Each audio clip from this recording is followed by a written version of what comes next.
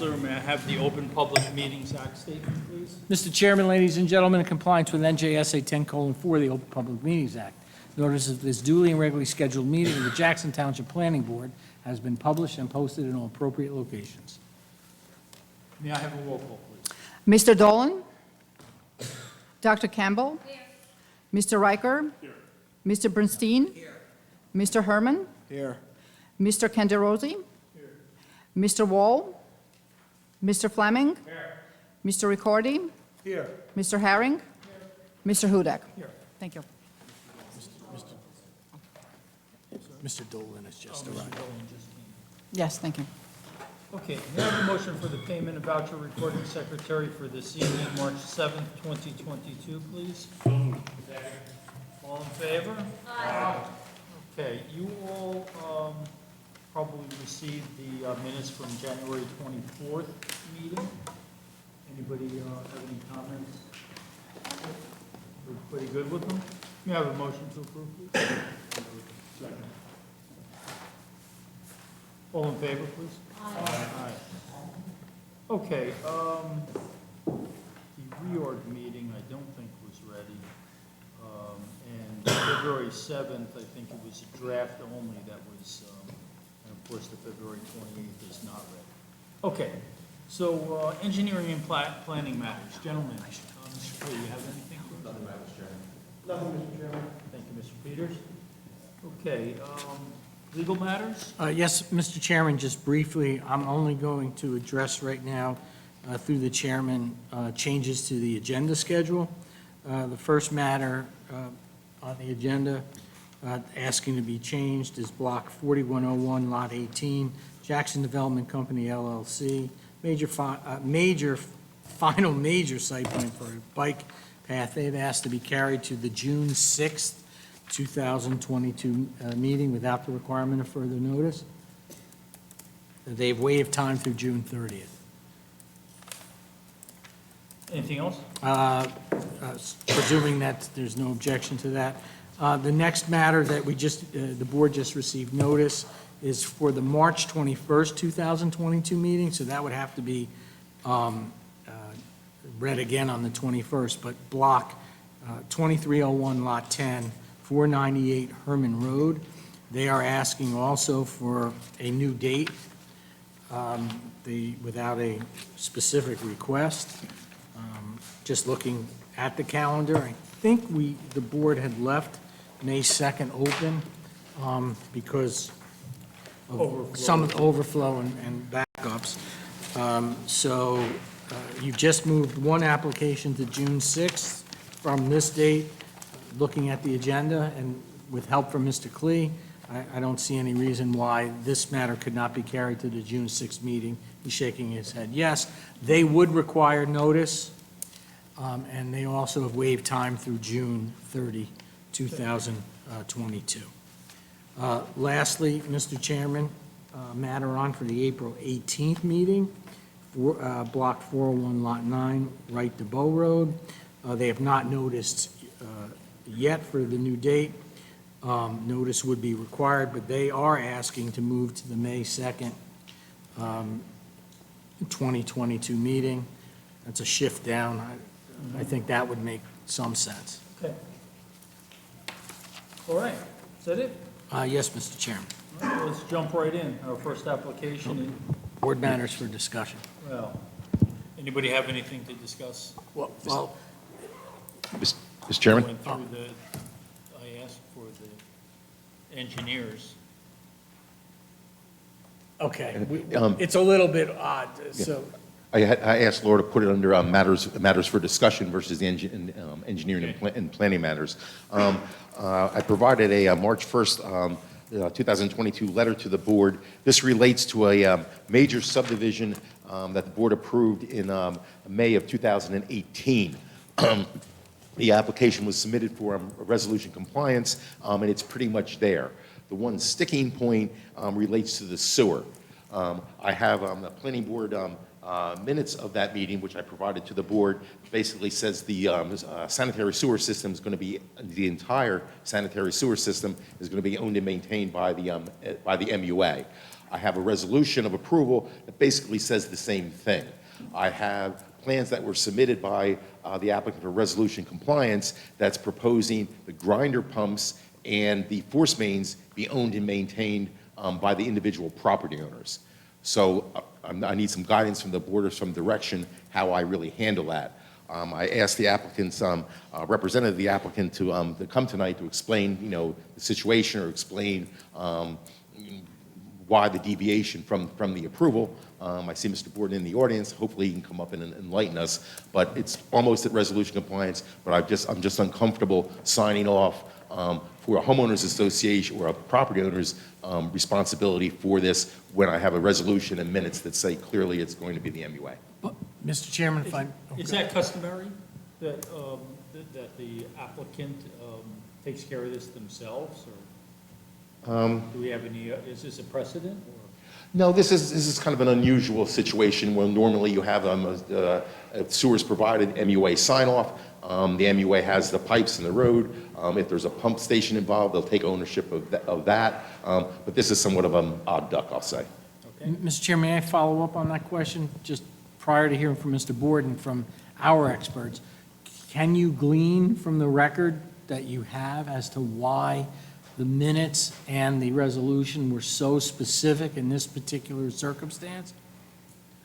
I know there was some discussion regarding if individual or if the sewer system or part of it was owned and maintained by the property owner, does that constitute a public sewer?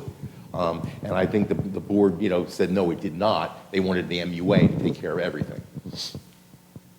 Okay. Yes, sir. Good evening. Introduce yourself, please. Sure. Ian Borden, President of Professional Design Services, speaking on behalf of the applicant. So, Mr. Borden, I hate to do this to you, but that's an LLC. You can't just come up without representation. The attorney for the application was Adam Pfeffer. Yeah. He'll end up leading it, but from a technicality, Mr. Goldman, you're from the office. Yes, may it please the board, good evening. Ian Goldman, Levin Shea, Pfeffer Goldman, on behalf of the applicant. Okay, Mr. Borden, you raise your right hand. Do you solemnly swear or affirm the testimony, information, questions, or comments you're about to represent before the board will represent the truth, whole truth, and nothing but the truth? I do, For the record, full name. Certainly. Address, and through the chair, qualifications. Ian Borden, President of Professional Design Services, 1245 Airport Road, Lakewood, New Jersey. Professional planner in the state of New Jersey for many years. Been working in the engineering planning field for 40 years, graduated from Rutgers University. So, Mr. Borden, I'm sorry to do this, but I have to. So the issue is one of materiality with reference to a specific provision in a resolution related to the MUA and sewer service. Do you have any particular knowledge or expertise in that very narrow question?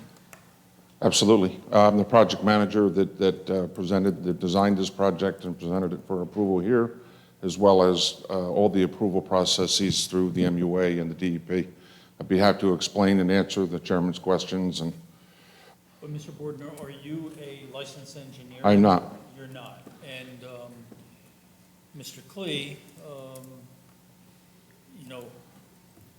I'm not sure if he qualifies as an expert in this. I think Mr. Borden can provide some background, some insights, and some information. It's not really a technical question where we need any type of engineering analysis. Okay. All right. Understanding that the property, as Mr. Cleese stated, was approved. It's in the R1 zone. As the board members know, the R1 zone, in order to utilize the R1 standards and the 1 acre lot size, is required to have public sewer. That's the statement in the ordinance. When we presented this application, we're proposing a cul-de-sac with a few lots on it. It's a redevelopment of existing developed properties. We're adding, I believe it was 6 lots. I don't know if I have the numbers exactly right, but the simple fact is that when we presented the application, our intent for the sewer was to do a single pump station for the project to collect the sewer from approximately 4 or 5 homes and then pump it into the existing system in Brewers Bridge Road. Subsequent to receiving this board's approval, as always, we're required to get the approval of all outside agencies. And one of those, of course, is Jackson MUA. So it was Jackson MUA, their engineer, Remington Vernick Associates, who said, we would rather have the sewer done a different way than what you propose. Rather than a single pump station, we would like to have the individual grinder pumps for each lot with the force mains, as Mr. Klee explained.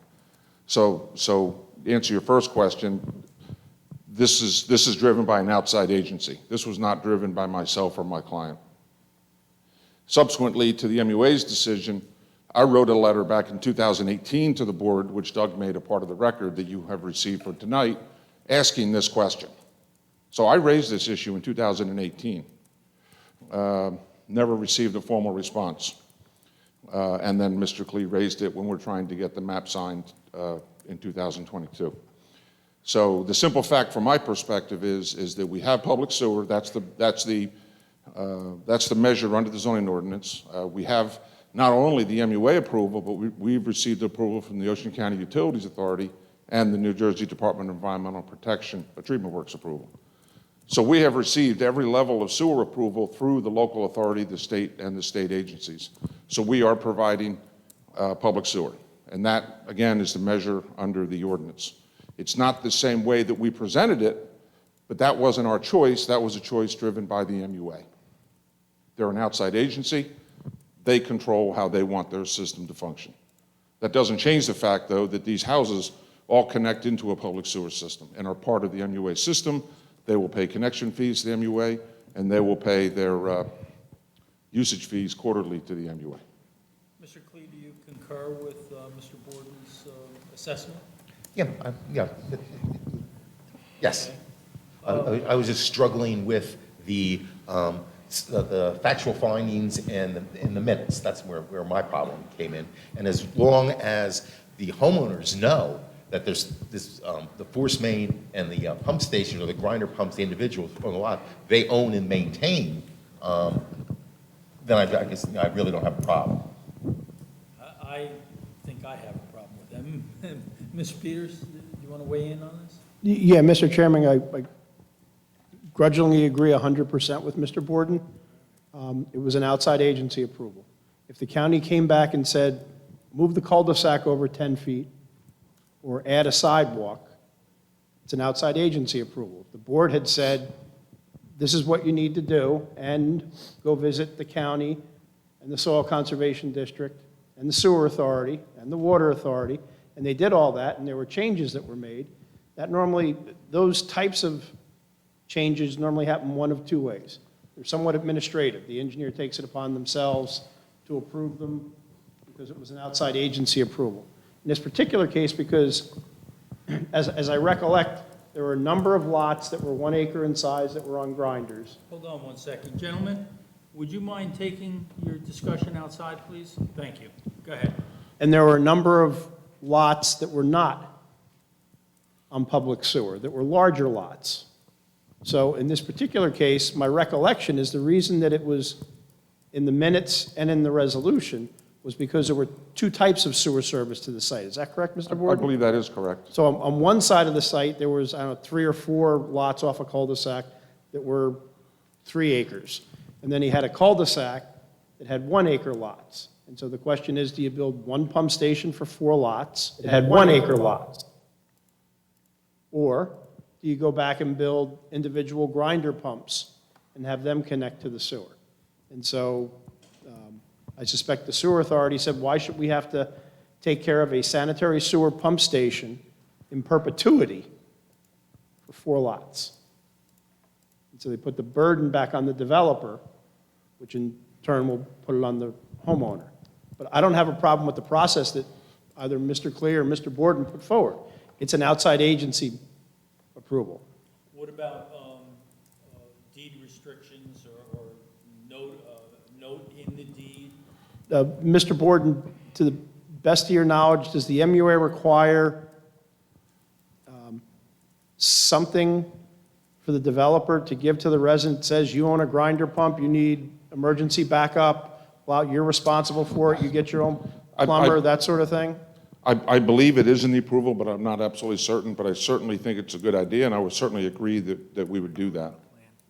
So there's your safety. If the developer had put in an 8-inch water main, and the utility authority said, put in a 10-inch water main, add 2 more hydrants and put it over here, Mr. Clear or I probably wouldn't have come back and visited you.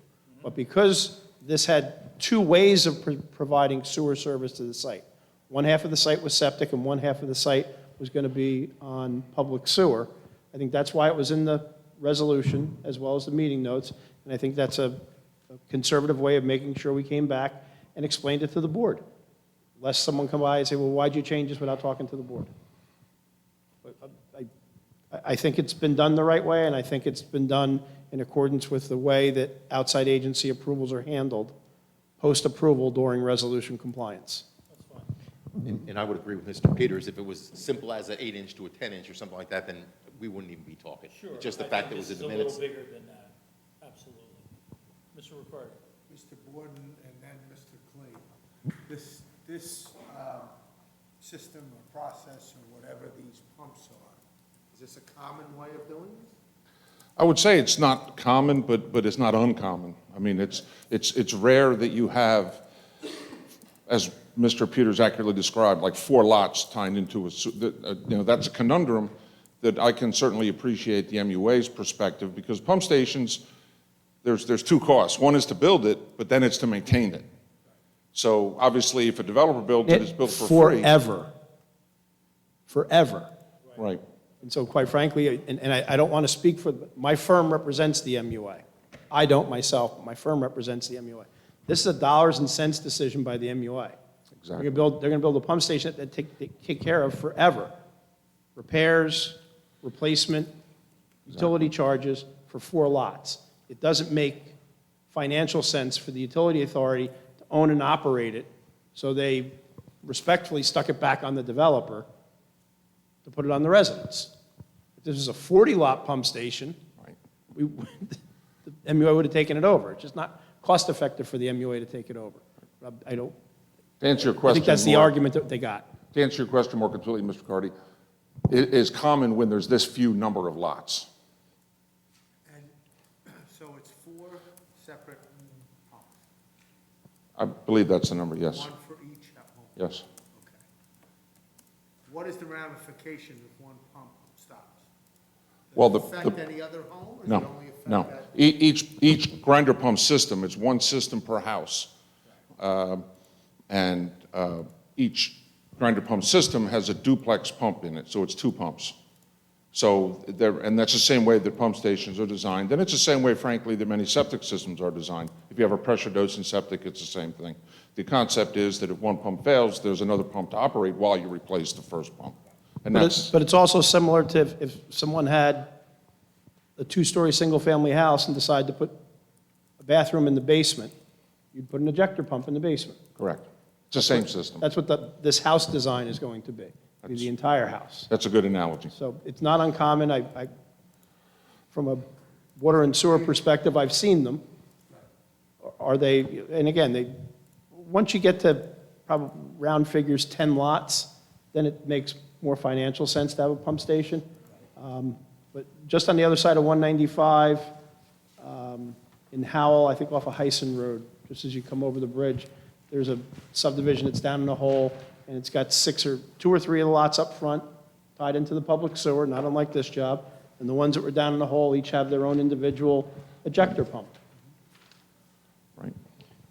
And and it's 6 lots that are, that will be serviced by these grinder pumps.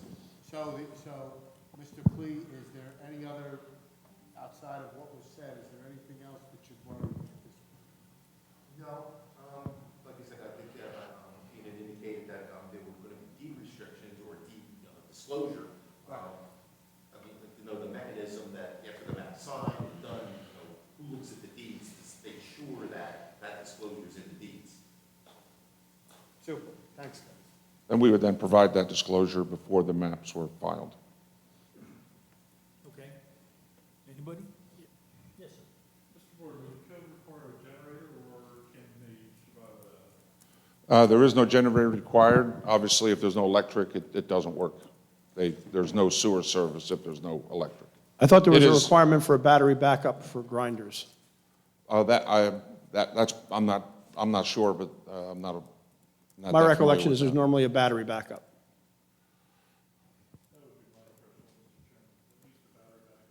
Yeah. But again, respectfully, while the board can suggest that, that really is the purview of the MUA. But again, from a health safety perspective, I don't have any problem with the board putting these things back to the developer since they're asking for the change. So there's a couple of conditions here. One, that there's a notation done in the deed alerting And the map.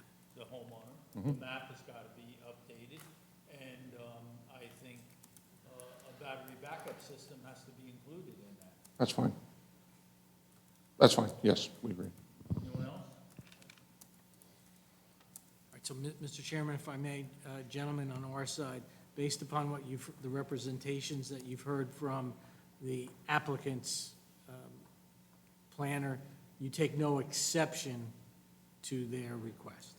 As long as the map provides the disclosures, the O and M, and the battery backup. So that, Mr. Chairman, and this goes to our board secretary's question earlier, with that assurance through the chair, you could certainly ask for a motion to approve administratively an amendment to the resolution to be in accord with the determination this evening.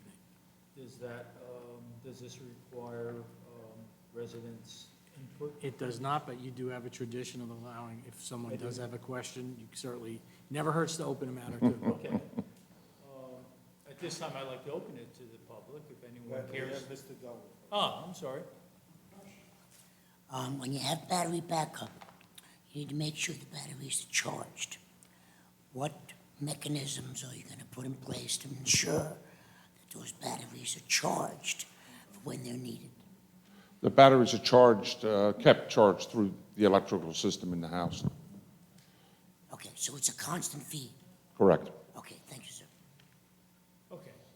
I'd like to open it up to public comment. If anybody cares to speak about this request, step up to the microphone. Seeing no one come forth, I move to close public session. In favor? Aye. Okay. All right, so we need a motion to memorialize this alteration to the plan. Yes, sir. I'll make the motion to approve with the stipulation that's on that. It's mentioned through appropriate language and meets as a suitable battery backup. Second. Roll call, please. Mr. Dolan? As, Dr. Campbell? Yes. Mr. Riker? Yes. Mr. Bernstein? Mr. Herman? Mr. Fleming? Mr. Ricordi? Yes. Mr. Herring? Mr. Hudak? Yes. Thank you. Okay. All right, you have anything else? Full- Any other alterations? Full of vim and vigor this evening. Okay, all right. All right, our first application, Block 20701, Lot 2, Denton Holdings. Are you the attorney on record for this? I am not. I am not. Mr. Pfeffer's going to be here momentarily. I'm not prepared on Denton at this point. But, I'll be here in a minute. I'm sorry, I can't hear you. I'm not prepared on Denton. Mr. Pfeffer will be here any minute to handle this matter. Okay, Any minute, meeting 10 minutes, or any minute, maybe, meeting, we're not sure. 15 minutes ago, I'll be there in 15 minutes. If I may just follow up, maybe another matter to go ahead of this one. Well, so it's the same office, if he's ready, I guess. Yeah. We'll do the time extension. the next one is a time extension with Mr. Pfeffer as well. That I'm prepared to handle. That you're prepared? That I'm prepared to handle. Okay, Mr. good. Chairman. All right, good. So this is block 19701, lots 12, 13.01, 13.02, 03, 04, 05, BMH Property 1 LLC, and this is on East Veterans Highway. Mr. Clay. Thank you, Mr. Chairman. An application for a time extension, Resolution 2019-05, memorialized on March 18, 2019, granted major subdivision approval for 16 single-family building lots and 1 stormwater management lot. Based on the municipal land use law, the general terms and conditions will be protected to January 4th, 2020. January 4th, 2022. The applicant seeking a 1-year extension to January 4th, 2023, and he would have 2 1-year extensions available. Some testimony from the applicant in support of the extension request. Okay. Ms. Pfeffer. And this is for block 19701, time extension. Go ahead, you're on. Yes, I have Mr. Borden here to address technical questions, but the board always likes to hear, has been a zone change, has been, and we're not making any changes to the actual application. It's just due to the timing of when we got the approval to now, or finishing up resolution of compliance. With all that being said, Mr. Borden is here to confirm. Thank you, Mr. Borden, for raising your right hand. Do you solemnly swear or affirm that the information, questions, comments, or testimony you're about to present before the board will represent the truth, the whole truth, and nothing but the truth? I do. Okay, again, can you kindly give us your full name, spell your last, your affiliation, and into the chairs? Sure. Ian Borden, President of Professional Design Services, Airport Road in Lakewood. 40 years experience, licensed professional planner in the state of New Jersey. Testified in front of this board and many other boards for many years. Thank you. Yes, this project is a 16-lot major subdivision that was approved by this board in 2019. It is in the R1 zone, located on the north side of East Veterans Highway. It's actually the old Just Plain Jane site, for those of us that are old-timers. It's 21 acres, the site. Again, it was approved for 16 lots, all having a minimum of 1 acre. As we had just discussed in the other matter, in the R1 zone, it's necessary to have public sewer as part of being able to utilize the 1 acre lot size. This property does provide public sewer as well as public water. But as and there has been no zone change. The R1 zone remains in effect. There has been no change to the project at all. We haven't changed a single thing. But we are working through particularly our utility approvals and ask for the extension. As noted in Mr. Klee's letter, the approval expired on January 4th of 2022. So we sought a 1-year extension, which would carry it to January 4 of 2023. And given that we had made this application back in October, so given that time has passed, I would ask the board if they would consider granting tonight a second 1 year to 2024. But of course, that's the discretion of the board, rather than us possibly coming back. But otherwise, there's been no changes to the project. Okay. Gentlemen? Chairman, the standard for time extensions is the applicant needs to prove to the reasonable satisfaction of the board that they're barred, directly or indirectly, from obtaining all necessary approvals. So if Mr. Borden's indicating that they're working with the utility company, some testimony if they think they still need 2 years with the utility company, but that's the proof they have to make to you. Okay. Anyone? No? So 2 years to deal with the utility company? Yeah, when I say utility, let me be specific. It's water and sewer with the Jackson MUA. The item that is taking the time is not water, but it's sewer, because this site is at the central sewer service area of the town.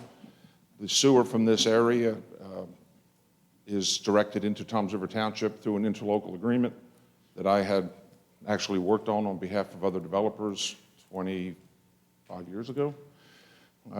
And there are issues and questions of capacity of sewer under that agreement. So as of now, my client is barred from moving forward on the sewer because the MUA has used up the capacity under that interlocal agreement, and they're seeking to obtain more capacity. So we are truly barred from proceeding, and that's the reason for the additional time, because we're waiting for the MUA has hired a consultant, who is Van Cleve from Toms River, to work to resolve this problem. Mr. Riccardi?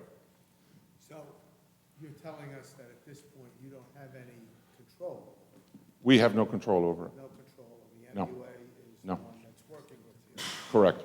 to overcome this. That's correct. Thank you. Do you have any proof as to what you're dealing with at the MUA? I don't have a particular letter for this project. I can, I'm dealing with it on every project. There's many projects that are in this scenario.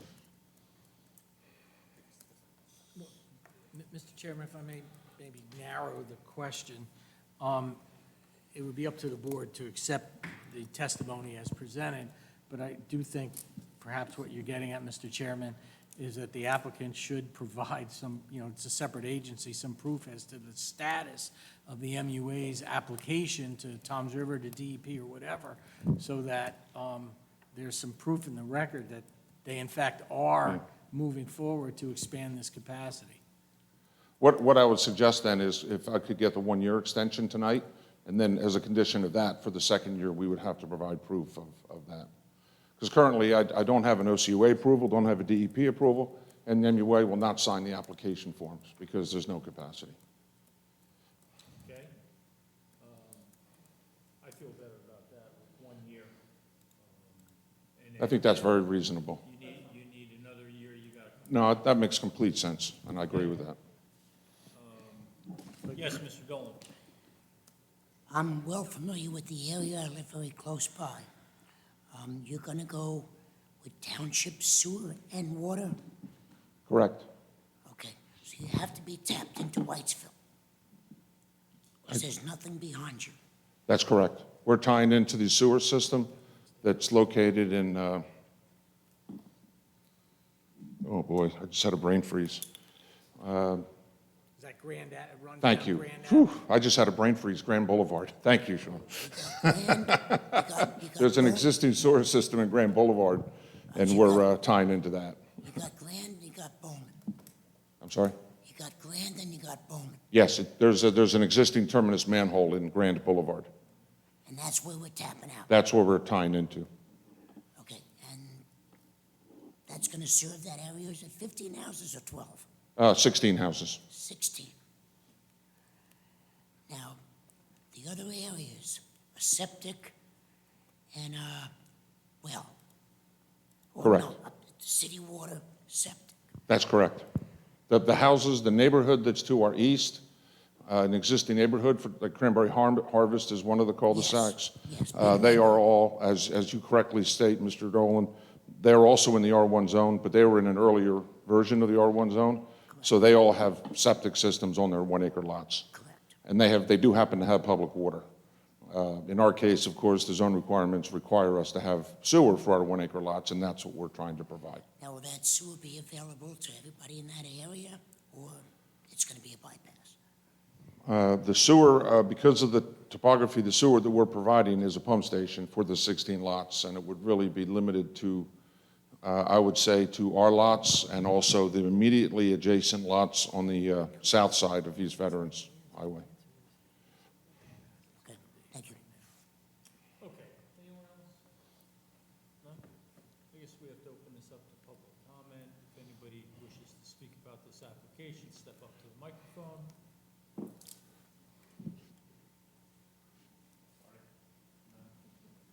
Seeing that nobody is appeared before the magic microphone, motion. All in favor? Aye. Okay. I have no problem giving you a 1 year extension, and the 2 years, No, that's fine. I appreciate that. okay. So, any comments? No? Anyone care to make a motion? Mr. Chairman, before you make the motion, I'd just like to make sure it specifically includes whatever correspondence the MUA is, from Van Cleef is doing to expand that capacity, because that's going to be material if they need a further extension. If the MUA has decided to, and Mr. Pfeffer's saying yes, if the MUA determines that they're not going to ask for that additional capacity, I think the board professionals and the municipality should know that, because it's going to affect, obviously, this development. Should the applicant not resolve this between now and when the time extension expires, we get to come back for the second applicant, the second extension, we will provide the documentation from the MUA regarding the decision. Thank you. Good. Okay. Anyone care to make a motion? Motion to approve. Roll call. Mr. Dolan? Yes. Dr. Campbell? Mr. Riker? Mr. Bernstein? Mr. Herman? Mr. Fleming? Mr. Ricordi? Yes. Mr. Herring? Mr. Hudak? Yes. Thank you. Now, let's get back to our first application. That's Block 20701, Lot 2, Denton Holdings. Mr. Chairman, I need to be heard before, Adam Pfeffer, attorney for the applicant, Denton Holdings. I had sent an email earlier today to Mr. Gertner indicating request to have this again carried. The issue being that there's pending litigation on the same property from the denial of the zoning board.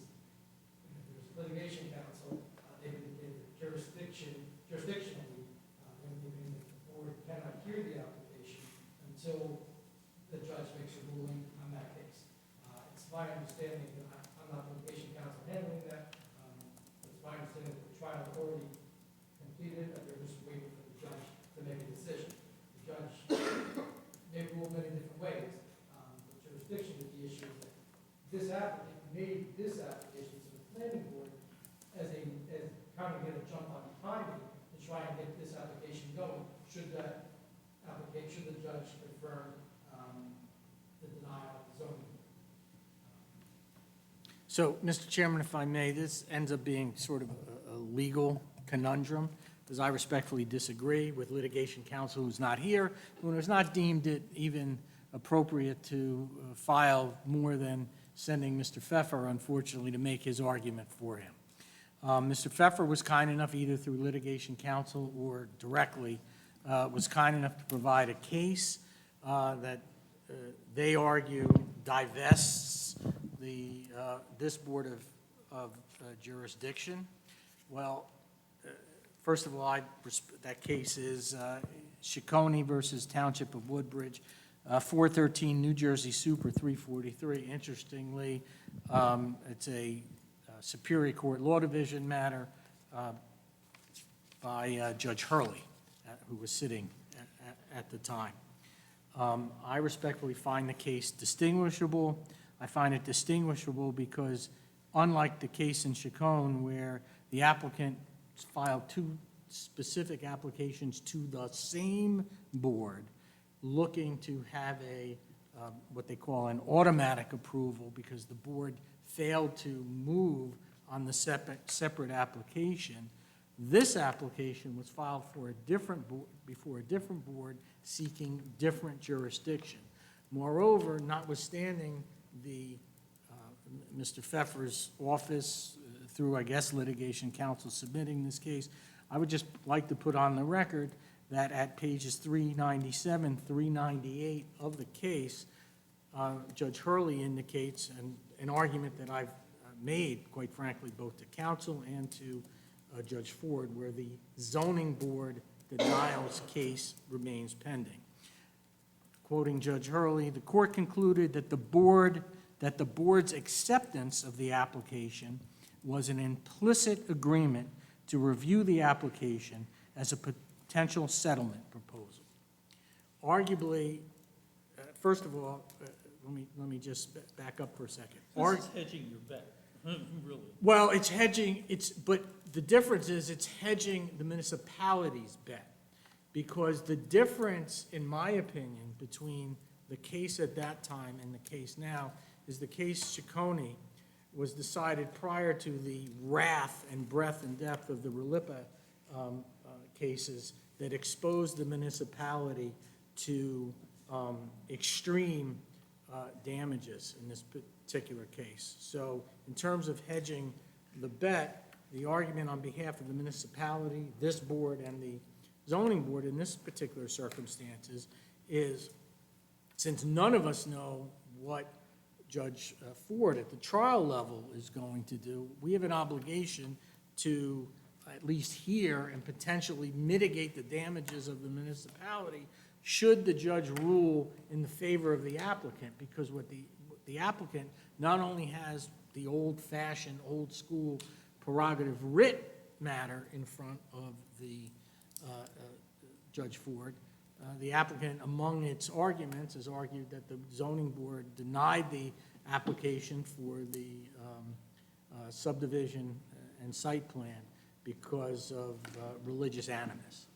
And because that exposes the municipality, should the court, and we of course deny that, but should the board strike that, should the court determine that the board acted, the zoning board acted arbitrarily and capriciously, by not hearing this application, there's a potential that should the Judge Ford find that the board acted arbitrarily and capriciously and then move on to the RLIPA argument, the township is exposed to additional damages because the applicant has been precluded from moving forward on its application. So this is a way for the township and the boards to mitigate their damages. So for instance, if Mr. Pfeffer is ready to say today that they will dismiss the damage counts of their complaint, I could recommend to the board that the board accede to the applicant's request and carry the matter. Several items. Mr. Gardner, the main issue that I disagree with you on is that this wasn't the township's application before the planning board. The applicant made the application. So you're saying that the board has to hear this application to try and mitigate possible damages based upon the litigation. But the applicant made the application. It wasn't the township. It wasn't an order that you have to try and mitigate your damages, get the application in, and get heard. They're separate, independent. If this application had never been made. But you did make it. They made the and application. Go ahead, Sorry. I'm sorry. They made the application, again, in thought to try and save some timing on the application to get the review process. I think you would agree, we all would agree, we would have thought that the decision would have come out by now, being that the trial was, I don't know, approximately a month, 2 months ago, I think. And we're just waiting for the decision from Judge Ford. What my obligation is, having also sitting on both boards, is to ensure that the record is clear that this board has been ready for some time to hear this application, so that should the judge determine that the zoning board acted arbitrarily and capriciously, which would thereafter permit the subsequent counts against the board and the township in that particular case to move forward and lead to additional damages, I have an obligation to preserve the argument that the applicant may well and could have mitigated its damages, and the township could have, through the planning board, could have mitigated damages by giving an approval for one less lot. So the record is made. Because it was the applicant itself who acceded to jurisdiction by filing the application in the first place, in my opinion, anyway. Mr. Chairman, Yes, sir. can we take a 10-minute break, please? I'm struggling with this, and I need to talk to the counselor, because I'm really struggling with this. Okay. All right, 10 minutes, 8:30. Does that mean you go into an executive session? No. Okay. You know, I can't have that separate discussion. That's why I can't.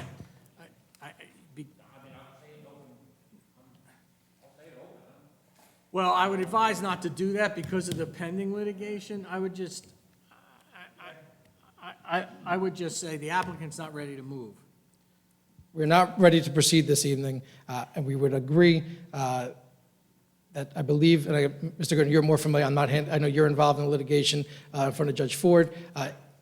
Do you know an approximate timeframe for when Judge, have there been any indication? She's the assignment judge of the, so I have no idea. My reason for spreading this on the record is to make a record to indicate that this applicant had the opportunity to move forward to permit the planning board, on behalf of the township in this instance, as a separate and distinct board, to mitigate damages should the court find that the zoning board acted arbitrarily and capriciously. And I think that record is clear, right? Let me ask you this, you take no exception, Mr. Pfeffer, that this board is ready to hear this application The tonight? board is ready, willing, and able to go forward this evening. The applicant is not ready to go forward, and based upon recommendation from litigation counsel, there's a question if the board can even hear the application. That's, yep. That's what we need to know. So at this point, this application will be, you're asking to be carried, you'll have to be in the queue. I'm asking to be carried, we'll be in the queue. I would ask that no date be set. I would ask that we wait until the Judge Ford renders a decision. Depending upon that decision, it'll either be this board, a different board, no board, whatever happens, but we would have to, if we come back before this board, we would obviously have to notice and carry from there. And we agreed a waiver of time. Yeah, and you're at the mercy of our schedule. Yes. All right. No, yeah, no break. Let's just continue. Yeah. Anybody on this? Ms. Campbell? I just want to be clear that it's you who are asking us not to proceed.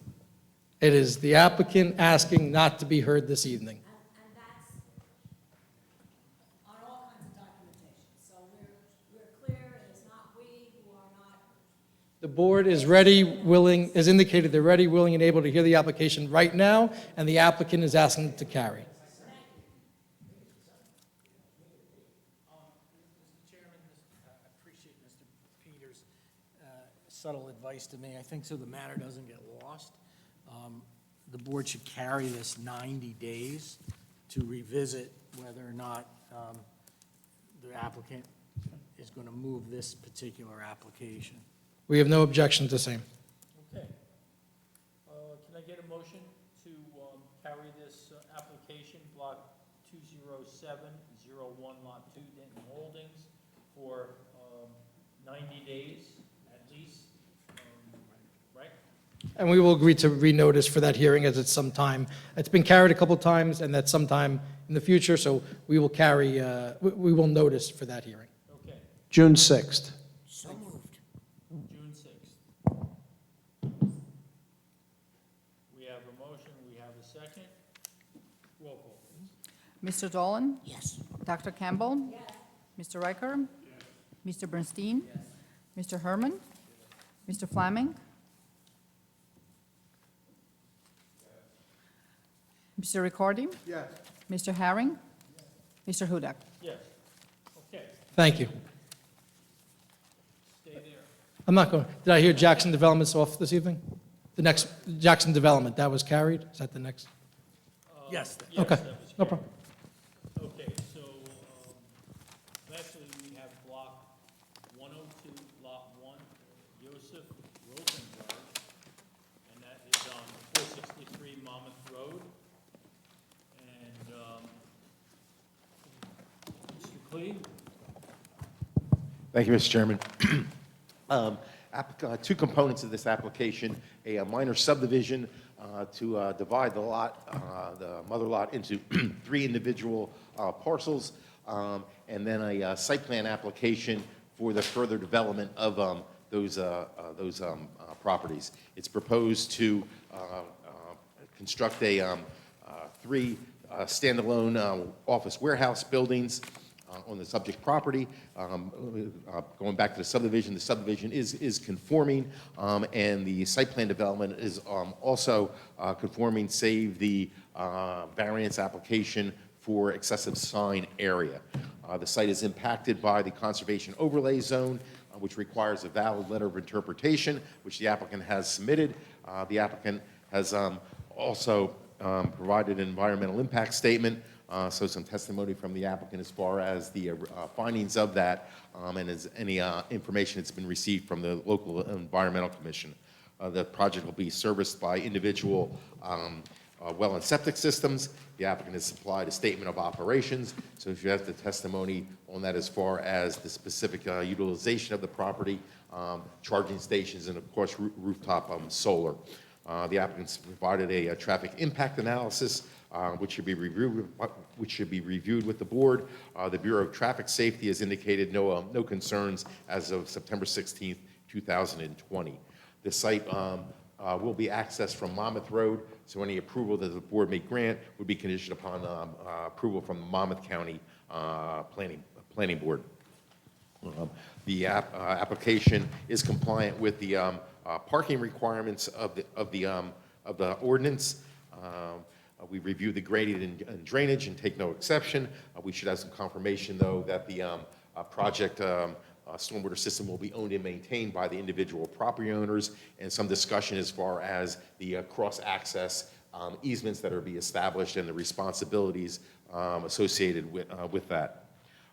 Really, the biggest issue from an engineering perspective relates to the buffering to the residential zone to the rear of the property. It's an R3. The landscaping plan indicates that the preservation of existing vegetation will serve as a buffer, but we don't really know the extent of that existing landscaping. So as a minimum, I would recommend that a note or somehow an indication that should the existing vegetation not provide the buffering that's required, that the applicant would agree to provide supplemental plantings. We provided some technical comments to the applicant's engineer, and some supportive testimony from that sign area variance is required, and an indication of if there's any building mounted signage. That's all at this time. Thank you. Mr. Peters? Thank you, Mr. Chairman. Our office has a report dated February 16th of this year. Property is located in the highway commercial zone, where what's being proposed, warehousing with office space, is a permitted use. The applicant has indicated one bulk variance for maximum size for a ground sign. We'd ask for some testimony with regards to the buffering. As Mr. Klee had indicated, we believe that there may be an area along one of the existing frontages where proposed grading and clearing is proposed within the existing buffer. So I'd like to spend a few minutes just going through where the buffer is required, what it is, what it's going to be. Those are the areas that are closest to the existing residences. We'd also like some testimony regarding the hours of operation, the types of vehicles accessing the site, and circulation. Thank you. Good evening, Mr. Chairman. Adam Pfeffer, attorney on behalf of the applicant. As your professional has indicated, this is an application for a subdivision and site plan of 3 warehouse slash office with ancillary office space. Again, as your professional has indicated, this application is fully conforming. One item, in speaking with professionals and the client, we're not seeking the sign variance, so we are going to comply with the Jackson Township zoning ordinance with regarding to the signage. So with that, if I can, I'll have Mr. Stevens sworn in, and we'll move on. Thank you.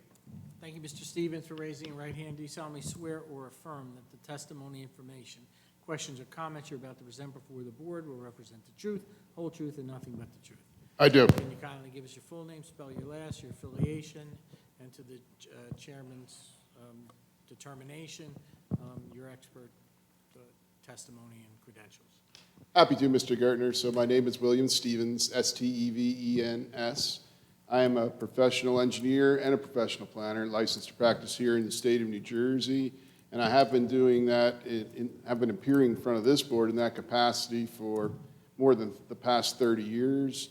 I am currently right now the Vice President of Professional Design Services and responsible for many major projects here in Jackson Township.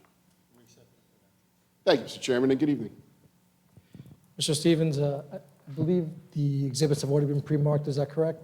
I did pre-mark all the exhibits, and they were submitted electronically to the board. It appears the board has them because my first exhibit is up on the screen. Very good. Can you please now walk us through the application, and then from there, we'll address the two review letters. I'd be happy to. So what we're looking at right now is Exhibit 1. It is an aerial photograph prepared by my office showing the subject property located in yellow in the center of the site. It is known as Block 1.02, Lot 1, shown in the center of the site. It is an 11.8 acre site located along County Route 537, just to the left of the page, and Allison Drive, just to the bottom of the site. The subject property is in the highway commercial zone and was previously developed as a single-family home. The applicant is proposing to develop this property into a office warehouse complex, fully conforming with the requirements of the highway commercial zone.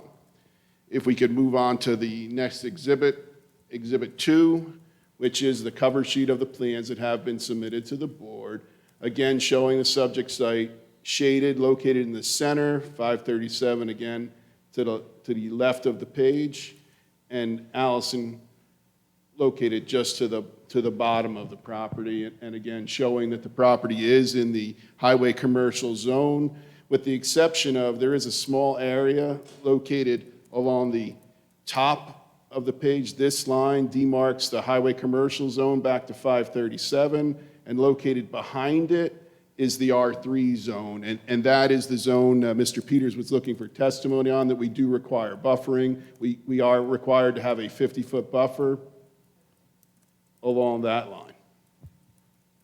And we do. So the project does comply with the requirements of the ordinance. So if we can move on to Exhibit 3, which is our site plan, shows the 3 buildings that are being proposed, as well as the ingress, egress, and loading areas for the site. So what we're seeing again is 537 located along the left-hand side of the page, Allison located along the bottom, and the applicant proposing access into the site off the center of 537, and 3 office warehouse buildings, which will be located as shown on the plans. In front of each of the office building, we are showing parking stalls for passenger vehicles, and behind each of the buildings, there is an area for loading docks that are meant to accept full-size wheelbase 50 tractor-trailer vehicles, as well as other types of delivery vehicles for loading and unloading into the warehouse structures. And also there are the refuse and recycling containers located behind each of the buildings for servicing the individual units. So access, again, we have access off of 537, passenger vehicles traveling in front of the buildings, with commercial vehicles traversing around the back, in and out. And I think it also should be mentioned just that we do have our traffic expert, John Ray, so if there are any questions throughout the application, our traffic expert will address those. Moving on to the next exhibit, Exhibit 4, which shows the stormwater management system for this property.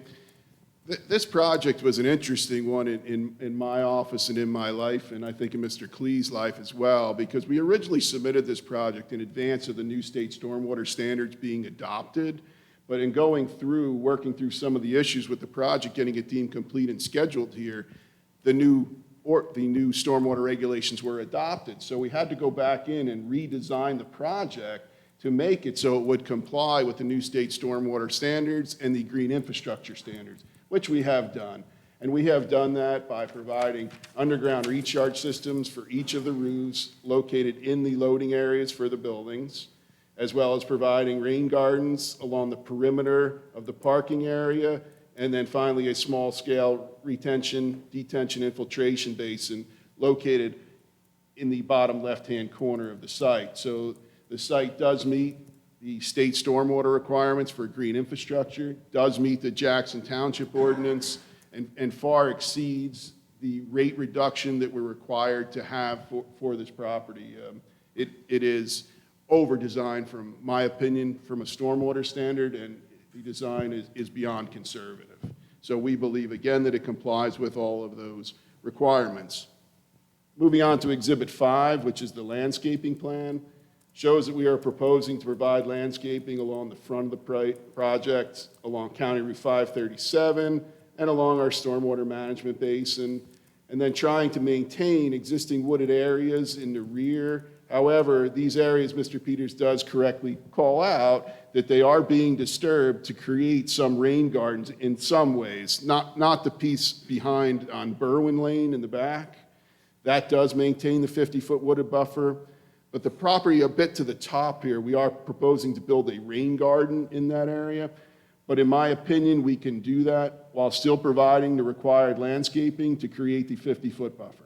So I believe that working through those details with the township and the township forester, we'll be able to achieve what is necessary for buffering this project from the adjoining residential neighborhood. Mr. Stephen, just so we have it clear on the record, Mr. Peters raised the concern that if we disturb it, we may not be meeting the buffering. Would the applicant agree that should the existing buffering be disturbed, that we would agree to add in some plantings to make sure that the buffering, as required by the ordinance, is met?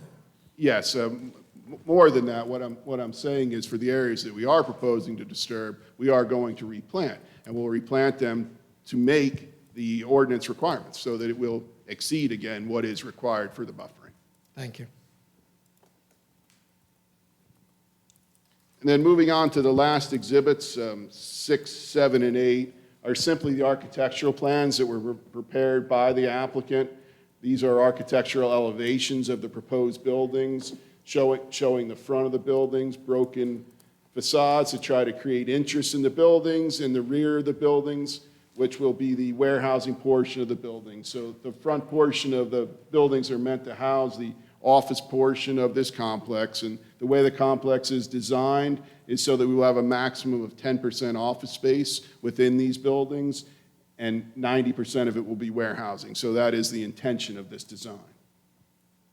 And there are 3 different buildings, so there are 3 different sets of rendering, but if you can just flip through them, they are fairly similar when we look at them, and they all do comply with the requirements of the highway commercial zone. And again, we are seeking no variances or waivers for the building design.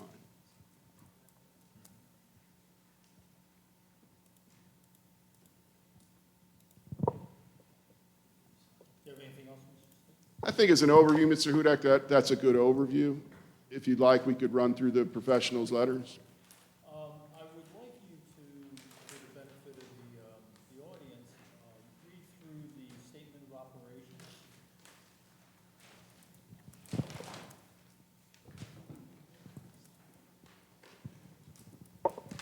Thank you, Mr. Chairman. Happy to. So the applicant has prepared a statement of operation which has been submitted to this board. It is dated April 7, 2021.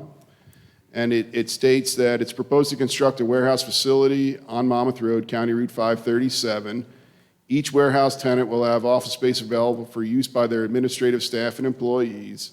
And for the purpose of calculating the required parking, the office area will not exceed 10% of the warehouse floor area. The property is in the highway commercial zone, and the warehousing and office use is permitted by the ordinance. The project will comply with the following performance standards as required by the zone requirements. There will be no retail sales permitted on site. All items to be stored on site will be stored within a building, and there will be no warehousing or storage of hazardous chemicals permitted. The hours of operation, typically normal business hours from 7 a.m. until 6 p.m. Monday through Saturday would be what is proposed. It is possible, however, that a tenant may operate as many as 3 shifts per day. The property owner will be responsible for the operation and maintenance of the parking area, sidewalks, landscaping, lighting, utilities, and stormwater systems. Refuse enclosures are provided in accordance with the township ordinance, and the property owner will be responsible for the collection of the refuse and recycling materials. Each refuse enclosure will contain a separate area for the collection of recyclable materials, and pickups will be scheduled as necessary based on the volume of waste and recyclable materials being collected. Mr. Stevens, you said that the normal hours of operation would be 7 a.m. till 6 p.m., yet you're giving them the right to operate 3 shifts. So wouldn't that be a 24-hour operation? It is possible, Mr. Chairman, but it's certainly not intended to be such. It would be my opinion that there's nothing in the ordinance that would prohibit them from operating 24/7. However, typical of these types of warehouse office uses, of which my office is very familiar, me in particular, I'm very familiar. I've been working in this field for 30-plus years before it was as popular as it is today, and I'm very familiar with these kinds of operations. So typically, Monday through Friday, general business hours are their busy times, but there's nothing to say that, a truck won't be leaving or coming to the site on off hours. Mr. Peters, is that correct? There's no limitation about these hours, that it could be operating 24/7? Regarding hours of operation, there's no restriction. However, there is a noise ordinance that they would have to comply with. Okay. There's no idling ordinance they'd have to comply with. But in terms of being able, like you can go to a gas station or a convenience store, there's nothing that precludes the building from being operational 24/7. And the applicant obviously would agree, the applicant will comply with all township ordinances. Understood. I'm just concerned about, you're backing up to residential area, and you have, traffic coming in and out 24 hours a day. That could be an issue. Understood. So, are you willing to alter that schedule?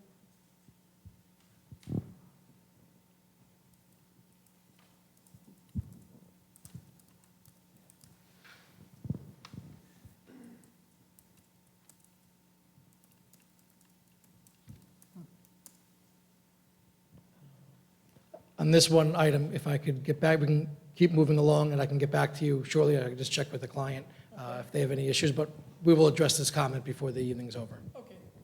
Thank you. Anyone? Yes, Ms. Campbell.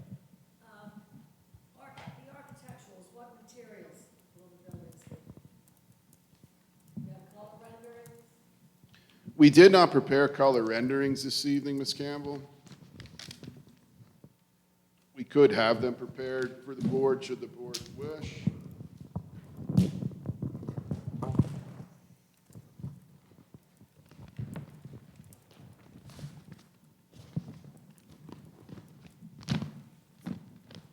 The applicant had the plans prepared by a firm called Tokarski and Milliman. They were prepared and submitted to the board dated May 20, 2020, last revised April 2021.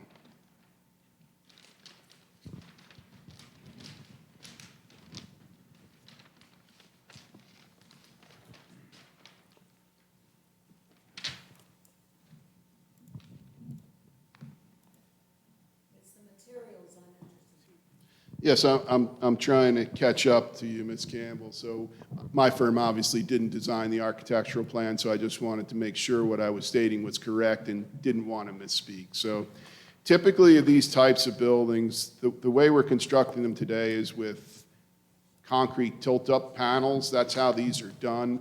There's been some newer buildings built like this. I know particularly around my office in the Lakewood Industrial Park that you can see. I have built a lot of tilt-up buildings myself out along the Turnpike in Southwest Jersey.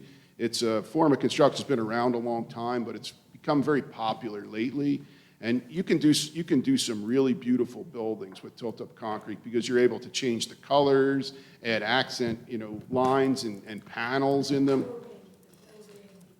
Yes. But what I'm interested in finding out is that that's what you're going to do. So that is the intention, what we're proposing to build here. They will be concrete tilt-up. There will be accent colors in the building itself. Do you have a representative? Do you have something to show us?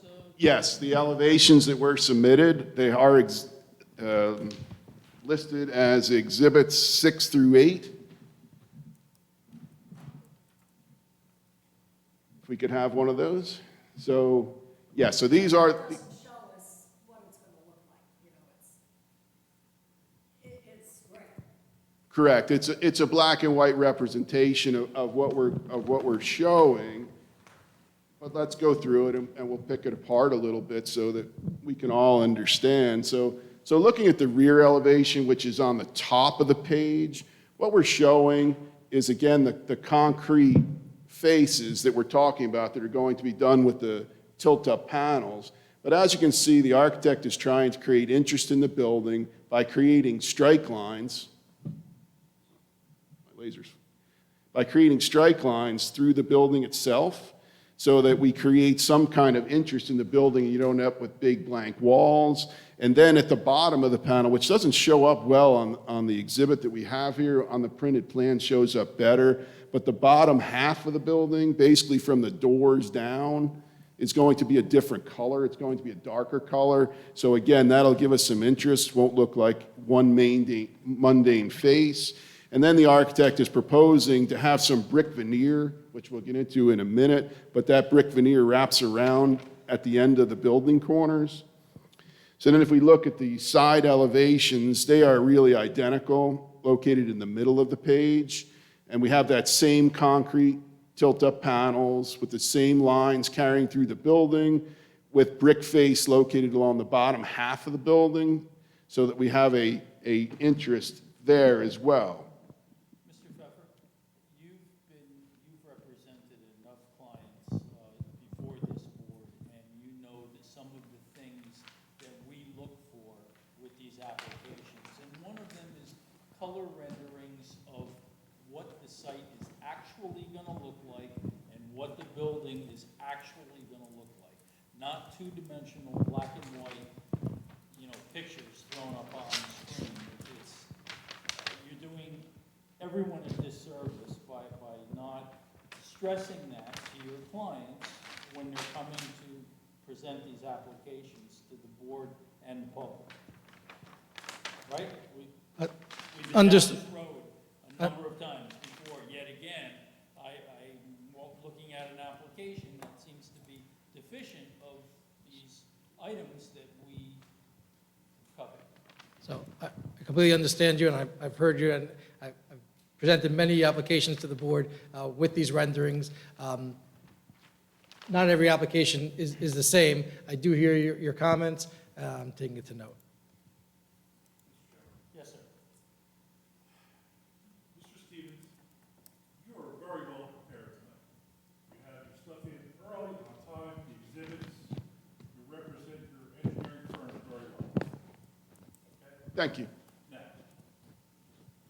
get ready, Mr. Pfeffer. He's not the architect. I don't know why the architect's not here. This is the client's dream. I don't know why the client's not here. You're late, you're shuffling the curtains around, and you're unprepared, okay? I've got a ton of questions on this. I've done this for a living. I would like to ask Mr. Stevens a question, but I know he's trying to do the best he can possibly do. Show me some features, show me some colors. Are you going with anodized, aluminum? You go with bright red? Is it going to look like the Berkowitz building, or is it going to look like 100 West Manor Way in Robinson? What's it look like? I don't know. You can't tell us. Okay. This guy comes in here, we know where the basin is, we know where the rain gardens are, it's all together. We don't have a color render. In my opinion, I think we should strike everything from the record architecturally, because there is no architect with a record here to raise his right hand to represent those plans. Well, so he didn't offer testimony as to their meeting. He was just simply reading the plans, which arguably he's qualified to do. I would just, Mr. Chairman, if I may, and Mr. Riker, I would just say this, following up on, you hear Mr. Riker's concerns, certainly the chairman's.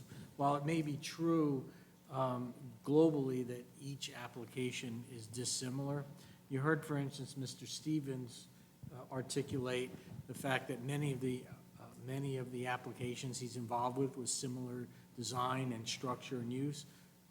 The Turnpike or in Robbinsville and all these large areas. This particular site abuts an R3 zone in the municipality with certain houses. So the reason that for light, air, public safety color renderings with the integration as to how the building and its design fits into and transitions from a planning perspective, if nothing else, into and through the R3 zone. And the board absolutely recognizes that as to it being a permitted use and with the removal of the sign variance, it's all intents and purposes, there may be some design waivers, but generally variance-free. The board can represent, certainly understands that, but the board's obligation to oversee, for instance, that buffering and not necessarily transfer oversight of that buffering to the professionals, but needing to see that because it buffers, it doesn't buffer vacant space, it buffers existing housing. Seeing on the plans where the board has consistently asked for the solar and all this kind of stuff, we just, I think hopefully I'm speaking on behalf of the board, and certainly if any individual board member disagrees, those are the reasons to support the record as to why the board is asking for that level of information in this particular application. And you reminded me about the solar, Ms. Campbell. I've always asked about the solar and about the parking vehicles, the electric EV stations. I don't see those identified unless I just missed it. But solar, you know, the environment is important to us, and you have lots of flat roofs, so you could alleviate some environmental issues by providing solar. I hope you are considering that, and that should be something, Mr. Pepper, we have asked this every time. For solar, what are the plans? You know, it's just, that's what we ask for every time. So what's happening here with solar? First, I'd just like to defend myself because I feel that I was on time. I had another attorney here from my office from before the meeting started, ready to address the applications. As I indicated, I was in another township with another application, and I got back here with sufficient time to address this application. That's okay, that's not. Well, but except that's stated on the record, and for everyone to hear, and this is my profession, that I do, you know, I come here almost every meeting, and I am prepared. In fact, just so we're clear, Mr. Record, you've complimented me before on my applications usually. So as far as this is a fully conforming application, I want to be clear, the checklist does not require a color rendering. I understand the board likes to see a color rendering. I love to have color renderings. It makes my job 10 times easier. But sometimes, not every application, do you have to go, in my opinion, you have to go the extra step. So when I saw this application, no, I did not take the time to call my client, tell him to get on the phone with the architect to get ahead a color rendering. The board wants to see it, not a problem. I completely hear you, and we will provide it, because obviously I don't think we're going to finish this evening, but we will bring the color rendering.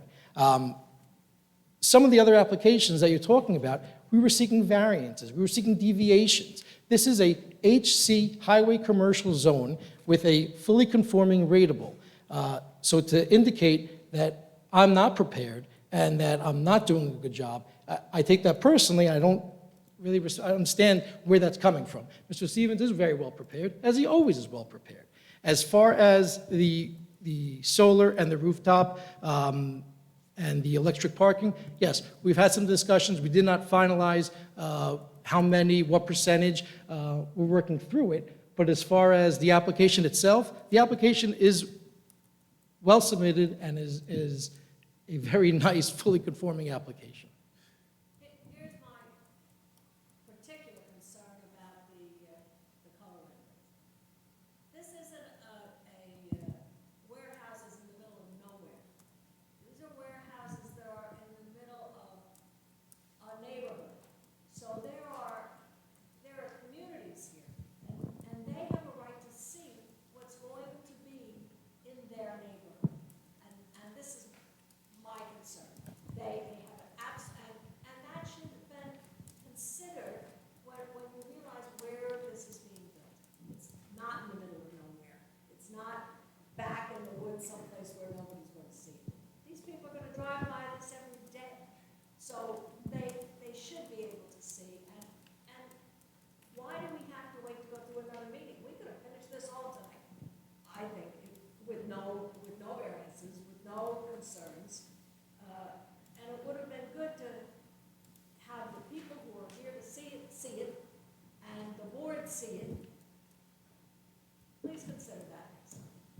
Understood. And, you know, to further elaborate on Ms. Campbell, you know, you could put a cement box with no architectural, and still be conforming and, you know, stand on that soapbox, but it's just not the right thing to do, especially with the high visibility area that this property is, and the proximity to the residents. It's just the right thing to do.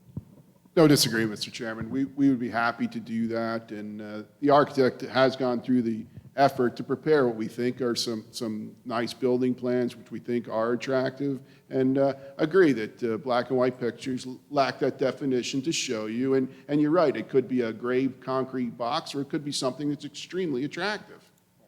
Thank you. We hope to show you the latter. All right. Anyone else? Mr. Riccardi? Lighting. What is the plans for the lighting?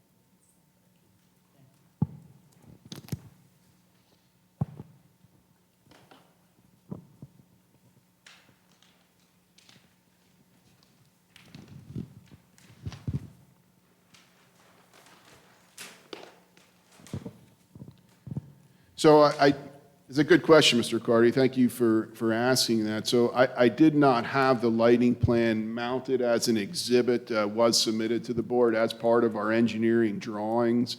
And basically, it's a typical lighting plan, one that you might expect for a office warehouse project in the highway commercial zone. We're going to have a perimeter lighting that is set up, pole lighting, directing lighting inward into the buildings and the parking areas, and then a series of building-mounted lights along the building faces, the long building faces generally, that will allow the parking lot to be lit to township standards. So they'll be directed. Downward, yes. Yes, and it is in your engineers and probably both your planners' review. I'm sorry, guys, I don't remember whose review letter it was in to get testimony from us tonight that we will be providing cutoff shields on the perimeter lighting and that the building-mounted lighting will be directed downward and not outward. And we would agree to that.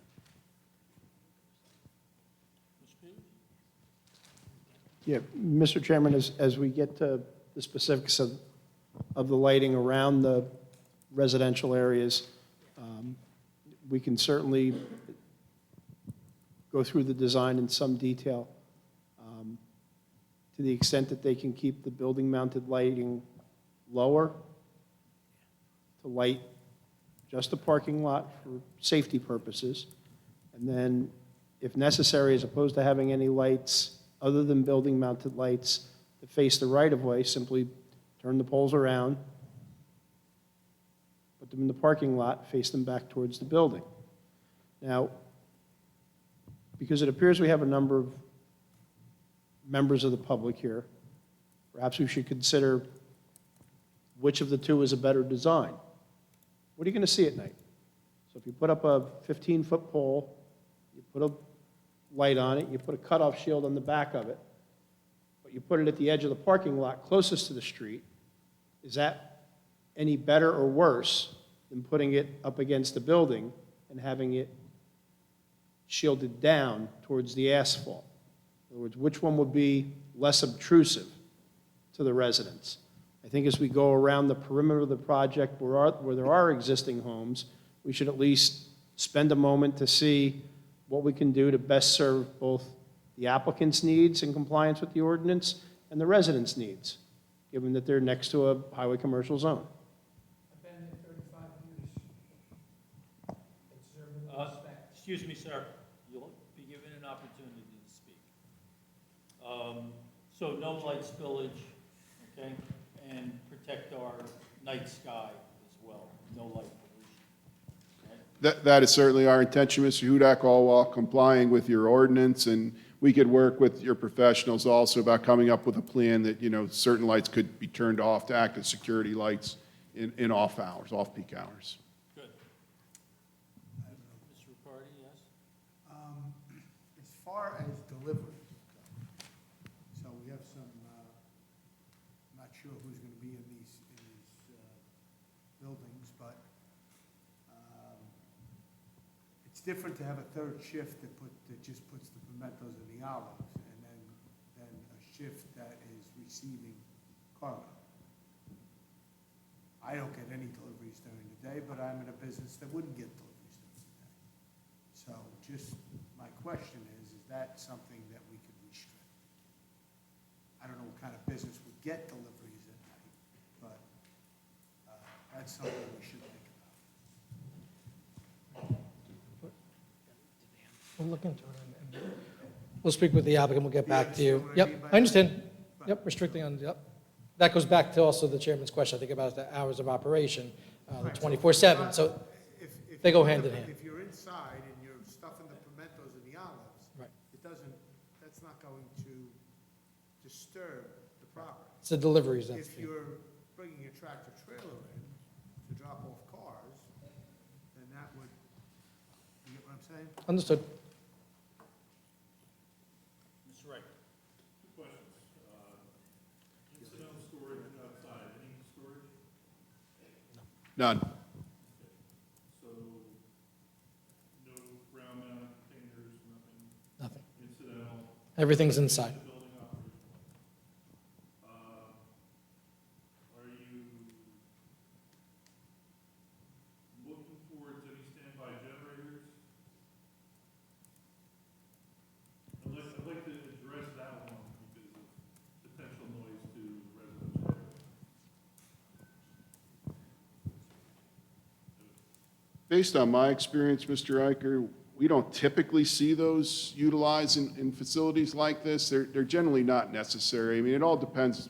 We don't have tenants for these buildings, so, you know, who the tenants are going to be will leave to be seen, but typically they don't need generator operations, you know. If you get a florist or you get a food purveyor, you know, what I would suggest or respectfully request is that you shy away from the building that's attached to the residential area for that purpose.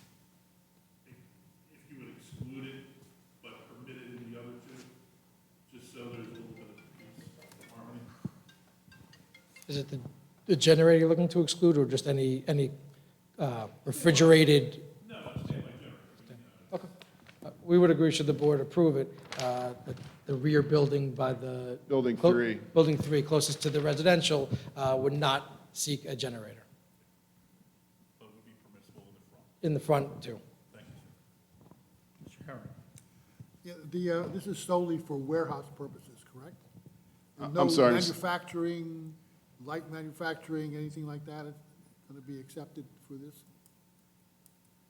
I'm not sure I understood your question, Mr. Herring. So, I mean, it's warehousing, you bring materials in, you store them, you ship them out.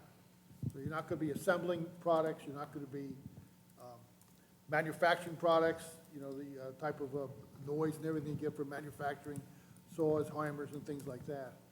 So this is solely a warehousing facility?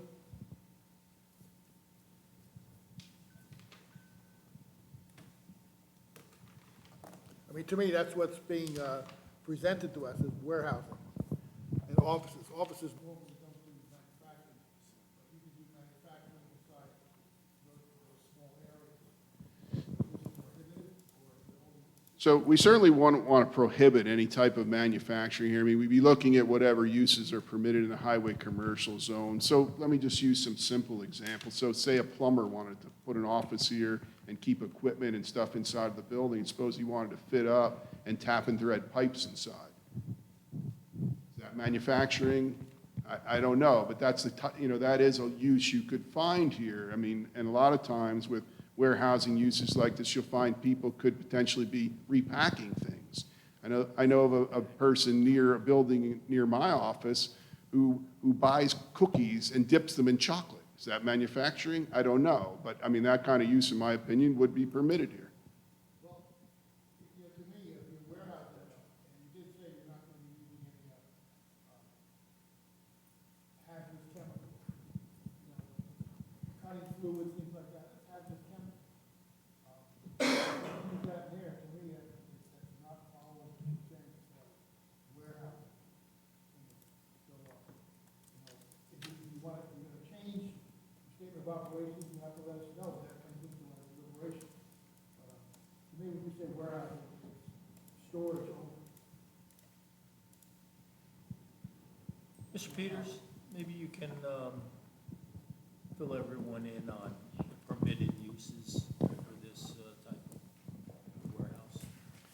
I don't have the ordinance in front of me. I can have it in 2 or 3 minutes, but the highway commercial zone has a list of uses, which includes warehouse and office space. So what they proposed in both the statement of operations and the application is permitted in the zone. In terms of what ends up being warehousing, quite frankly, that's post-approval with the zoning officer.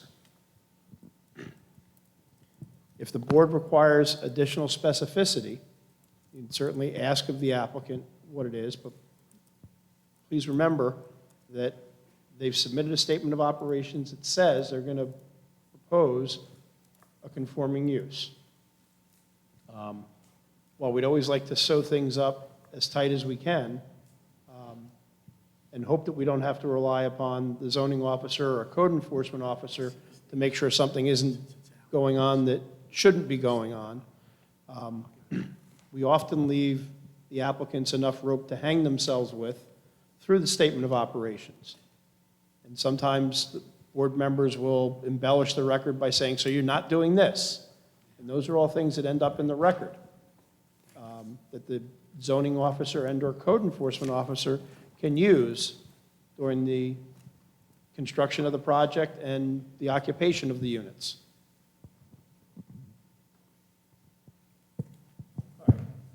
Yes. Mr. Peters, what is the required buffer for this type of project to residential? Generally speaking, it's 50 feet.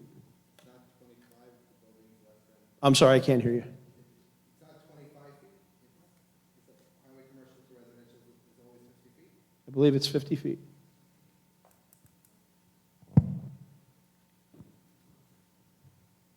Anyone?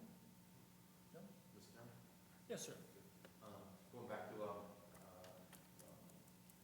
Herman's question, it's based on the size of the building, is the width of the buffer. And this size building would require a 50-foot buffer. Okay. If we can go back to Ms. Campbell's question about the solar, I don't know if we got an answer for that. The rooftop solar? So we really didn't answer the question, Mr. Klee. We said we would take it under advisement. I mean, obviously, we're going to come back to bring some architectural renderings, to bring our architect, and to bring that additional information. I mean, that really is more to do with an architect than it does to do with the engineer. The engineer here in the room could say the same things that some of the board members have said. We have some big flat roofs, we could put solar panels on them. We know we can do that. Is it efficient? Does it work? Is it, what is the proposal here? That's something that's going to have to be worked out between the architect and the applicant and then further presented here. And so we'd probably get some type of feasibility study as far as the practicality and the extent of solar. Yes. Can we get a stipulation, going back to the landscaping to the residential zone? I see the preservation of the existing vegetation. I see what you indicated was a rain garden, but all said and done, if the landscaping that's planted isn't sufficient to provide the screen to the residential zone as determined by the inspecting engineer, would the applicant be willing to supplement those plantings as directed by the inspecting engineer? Yes. Okay. And the rain gardens, I see topography that indicates that there might be a depression, but I'm not seeing any plantings or anything that would specify what's going in these rain gardens. Right, so we do have some work to do there, Doug, and that was a comment, I think, from Ms. Campbell wanting to see, or maybe it was Mr. Gertner, I forget which, more specificity in the landscaping that's going to be installed in the buffering, and that is something we could certainly bring back. Okay, thank you. And the last item, road improvements. I see some, at the entrance, I guess, a curved driveway, but I see no curb or additional, I see no sidewalk or curving beyond the entrance drive. And I think ordinance would require curbs and sidewalks along all existing road frontages, including Allison and Birchwood. The applicant be willing to make a contribution to the fund or extend the curbs and sidewalks. Yes, I mean, I think given the rural nature of both Allison and Berwyn, that we would be seeking to make a payment into the fund as opposed to constructing the curbs and sidewalks would probably more advantageous that way, keeping the rural character of that neighborhood. If we were to put in the curbs and sidewalks there, we'd have to clear more trees to do it. And I would agree. So we would agree to pay into the fund if that's acceptable to the board. If not, the applicant would be willing to build it. Thank you. Okay. Anyone? No? All right, you have one more witness, that's. Our traffic, yes. Traffic expert. All right, let's take a 5-minute break before you bring him up. And everyone that's here, you all have ample opportunity to come up and speak about this application as soon as the traffic expert testifies, okay? All right, 5 minutes.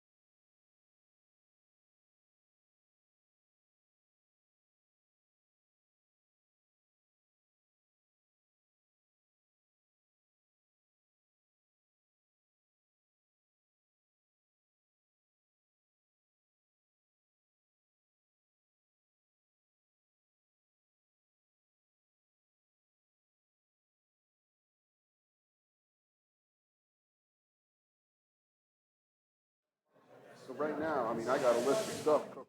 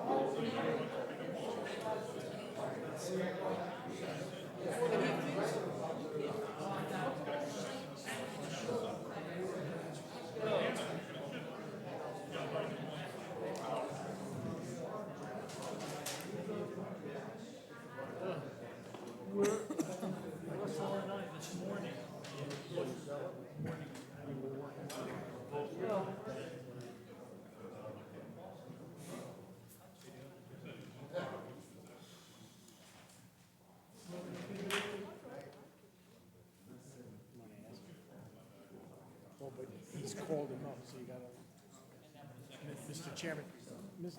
Herman.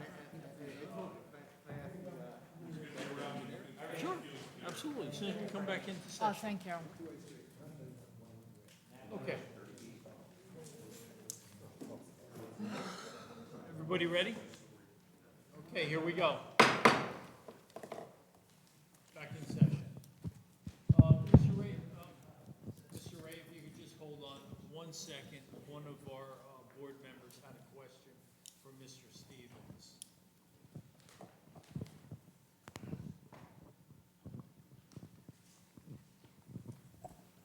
Thank you. You testified previously that the buffer is 50 feet. Yes, The per township ordinance, from what I understand, is a building under 50,000 square feet only would require a 25-foot buffer? that is correct, yes. So meaning, so you have, the buffer has to be 25 or 50? The buffer has to be 50 feet here because in my opinion, looking at the project globally, we have one building of 30,000 feet, two buildings of 33,000 feet, so for a total of 96,000 feet. But if I'm not mistaken, according to the plans, they're going to be subdivided? Correct. We intend to subdivide them for some financial reasons, something we'll talk about more, but I'm proposing a buffer of 50 feet.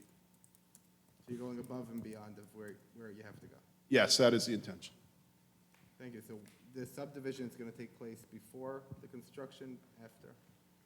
I would expect it would take place before, if approved by the board, that it would go through resolution compliance and be filed.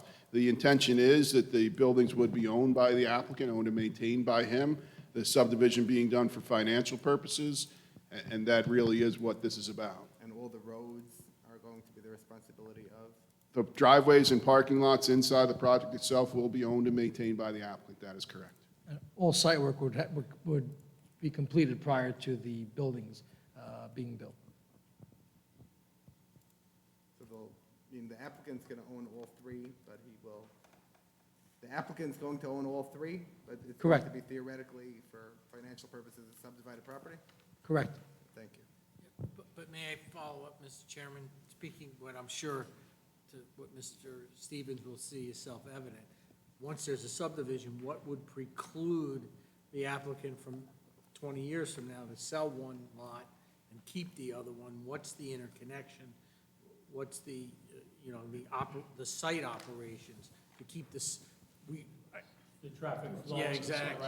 around the site, that one wouldn't block the other. So as part of the approval, there are easements that we would agree to record. I just wanted to cite, I believe it was in one of the engineer's reports. I apologize, give me 1 second. There's a footnote.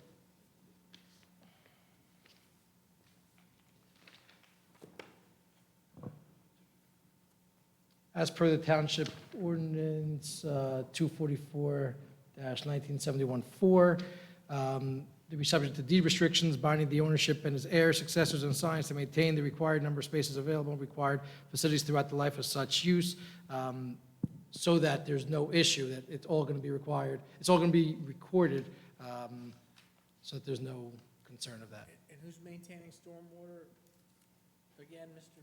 Stevens? The owner is. The owners? Yes, So there's going to be the owner. maintenance agreements to the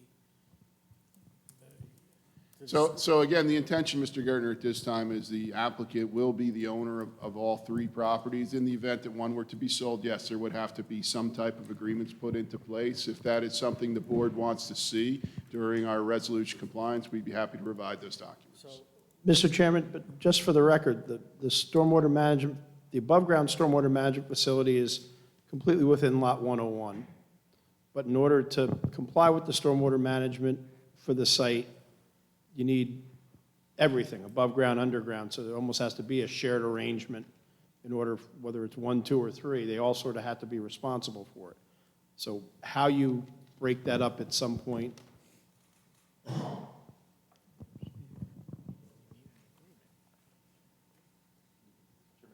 I would want that to say agreement, that cross-access definition of who's responsible for what, sooner than later. I wouldn't want to wait till the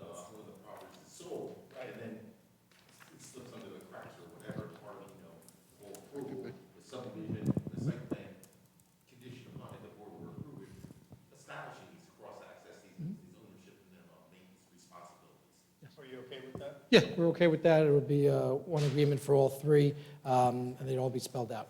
And we'd agree that's a condition of approval, and that all would have to be recorded. And Mr. Herman, I can guarantee that the subdivision will be filed first. Confirmed. Okay. Mr. Chairman? Is this project phased, or is it all one shot? So it hadn't been our intention to phase any of the infrastructure that's proposed to be built, Mr. Fleming. We would certainly build that all at once. Whether the owner would want to build the buildings in phases, I'm not sure. You'll find that out. Yes, we'll get that information, Mr. Hudak, and we'll return back with that information. It's a good question. Okay. Now call Mr. John Ray, our traffic expert. Mr. Ray, good evening. Thank you for raising your right hand. Do you solemnly swear or affirm that the testimony, information, questions, or comments you're about to present before the board will represent the truth, whole truth, and nothing but the truth? I do. Again, sir, your full name, spell your last affiliation, and to the chairman's requirements, your credentials. John Ray, REA, a professional engineer with McDonough and Ray Associates, 1431 Lakewood Road, Manasquan, New Jersey. I'm appearing tonight as a traffic engineer. That's my field of specialty within the engineering business. And I've testified before this board before. And current licensed in New Jersey. Yes, I am. Current license, yes. Professional engineer in the state of New Jersey. We accept your Thank you. Mr. Ray, did you have an opportunity to prepare a report for this application? I did. It's dated July 30th, 2020. It is what I consider to be a fully detailed traffic impact analysis for the project. And before I get started and get into the report, listening to some of the testimony this evening as to who the tenants may be and what kind of warehouse space is this going to be, we sometimes refer to these types of buildings as flex space because of the split of office and warehouse space they have. And generally speaking, having done some of these projects in the area before, the types of tenants that you're likely to find in these buildings, as Mr. Stevens indicated, might be contractors, plumbers, electricians, home improvement companies, things of that nature. We just finished a job in Howell Township off Okerson Road. It's built. It was a similar project to this. If I'm not mistaken, they had 110 parking spaces. I think we have something similar. And the buildings are fully occupied and tenanted. And the businesses that are in there are basically contractors. I think Safelite Auto, the windshield people, they just went in and took a little space in one of the buildings. Those are typical of the users and the tenants that we expect to see in the buildings that are being proposed. Having said that, I did do the traffic impact analysis. We did morning and afternoon peak hour traffic counts along Route 537 in the area. The counts were done prior to the COVID-19 pandemic shutdowns, and I only say that because we have found that since the pandemic is kind of still with us right now, the traffic volumes really haven't recovered to pre-pandemic levels. So the counts that we did do were pre-pandemic traffic counts. We projected how much traffic the site would generate based on the square footage of the buildings. And let me just go through those morning and afternoon peak hour numbers. I think there are about 40 peak hour trips. During the morning, we're projecting 29 inbound, 9 outbound trips for a total of 37 driveway movements. In the afternoon, 11 inbound and 28 outbound movements for a total of 39 driveway movements. We projected traffic volumes at the driveway location on Route 537 10 years into the future using the NJDOT's background traffic growth rate data for the area. Under Ocean County Planning Board protocol, they always make you project traffic volumes 10 years out into the future before you do your level of service analysis. And just briefly I know the board's heard the level of service testimony before, but just briefly for the residents that are in the audience, traffic engineers calculate how well a driveway will operate based on what we call levels of service. They range from A, which is the highest or best attainable level of service, to F, which is the lowest. Generally speaking, any driveway or intersection that's operating at level of service E or better is considered to be operating acceptably. The levels of service are related to the amount of delay that motorists encounter at the intersection, and in this case, it would be exiting movements out to Route 537. Long story short, the driveway to Route 537 will operate at a C level of service during the morning peak hour for the 2030 design year, and during the afternoon peak hour, it will operate at level of service D, which is still considered to be acceptable. And to just put some numbers on that, I looked at the printout sheets in the back of the report. The level of service D conditions during the afternoon peak hour mean that the average vehicle exiting the site out to 537 will experience delay of approximately 30 seconds before getting out onto the roadway. We also reviewed the site plan with respect to access and circulation around the site. Mr. Stevens has indicated the site has been designed for a WB50 design vehicle. The site works for that size vehicle. And if I'm not mistaken, we are over-parked, and Bill can correct me if I'm wrong. I think we needed a little bit over 100 parking spaces, and we're providing 108. So we meet the township's parking requirement. And last thing I wanted to say is the site distance along Route 537, along our property frontage, is excellent. It's a nice level and straight roadway in the area. And with the provision of clear sight triangles, we will have more than adequate sight distance along the county road.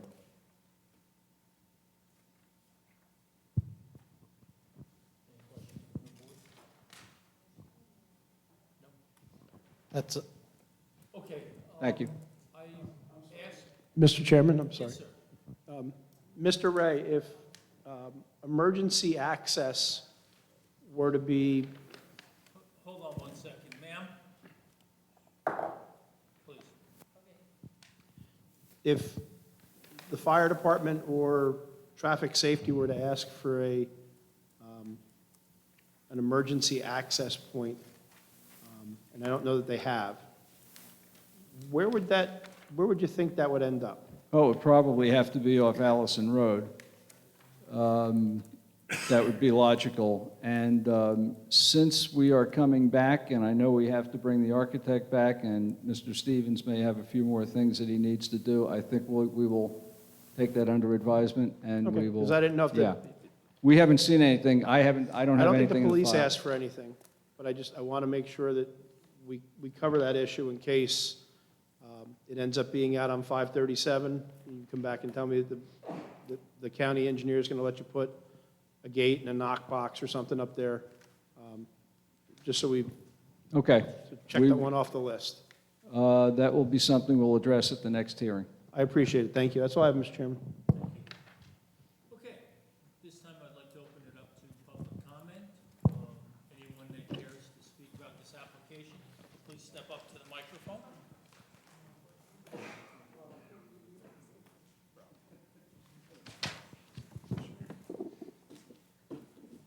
Is it possible to put, hi, I'm sorry. Before you even speak, I apologize. Ma'am, thank you for raising your right hand. Do you solemnly swear or affirm that the testimony, information, questions, or comments you're about to present before the board will represent the truth, the whole truth, and nothing but the truth?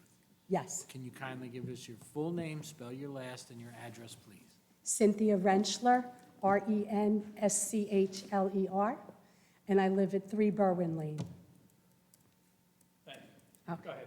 I was wondering if it was possible to put up the picture that showed their drawing, and then just show where all our lots are right behind it, so I could just kind of give you some history of our neighborhood. I think it's like number 3. Oh, yes, that one's perfect.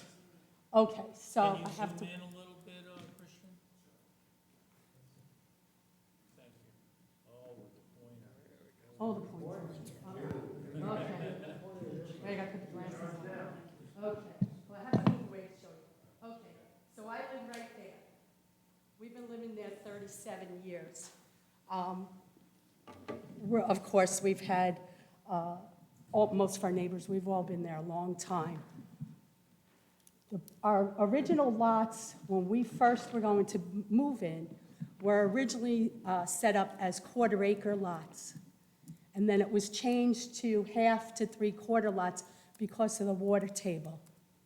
Across the street from us, that over here, so-called buffer, what's labeled as the buffer zone, were supposed to also be housed lots. In fact, the electrical boxes and everything are still there from originally when the builder was building it, 37 years ago. All right, so now, my question is, if that was supposed to be houses, now all of a sudden, a warehouse is going there. I mean, from here to that wall is the so-called buffer zone, and we have to look out our front door to the back of warehouses. Those trees, I have a tree on my front lawn that took over 30 years to grow. If they have to get in there, or the so-called buffer zone, and they're gonna plant their own trees, where are they starting at? 2-foot saplings? And then, you know, we're all long gone before they even keep any kind of buffer. We have a lot of kids in the neighborhood. It's a quiet neighborhood. Everyone likes to get out, walk around, walk in the woods and everything. Why warehouses? There's a sign up on the highway that said it was going to be houses. My other issue is, and I know the others are going to speak about it, for all these years on the side of Allison Road, when it comes off of 537, and on the other side of Allison Road where the other trucking place was, there's water. There's been water there. It's been standing there forever. Where's that water going to go when those buildings go up? I'm sorry. Can you point and describe where that is? Okay, where Allison, I have to come over here.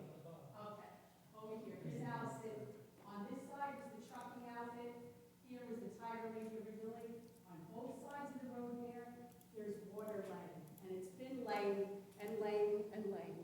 So my concern is, once that starts getting built, where's that water going? Our septic systems are in the front, our wells are in the back. I just don't get it. I just don't understand. My other thing is, and I know I'm gonna let them talk too, if we're having tractor trailers, we're having trucks coming in there, as far as the noise goes, all those trucks back up, they all make noise when they back up to let somebody know. Are we listening to that all day also? Anyway, that's my thing. I'm gonna let somebody else talk, so, thank you. Thank you, ma'am.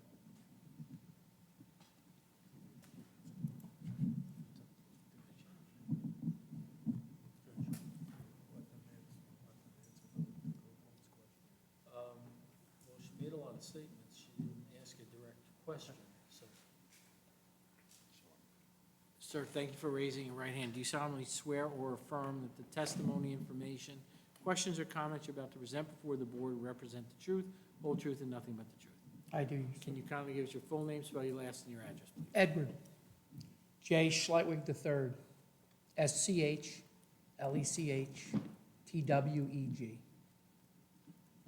And your address, please, I'm sorry. 7 Berwyn Lane. Thank you. Okay, I'm the longest living relative, person probably in that neighborhood, the longest person lived there. Okay?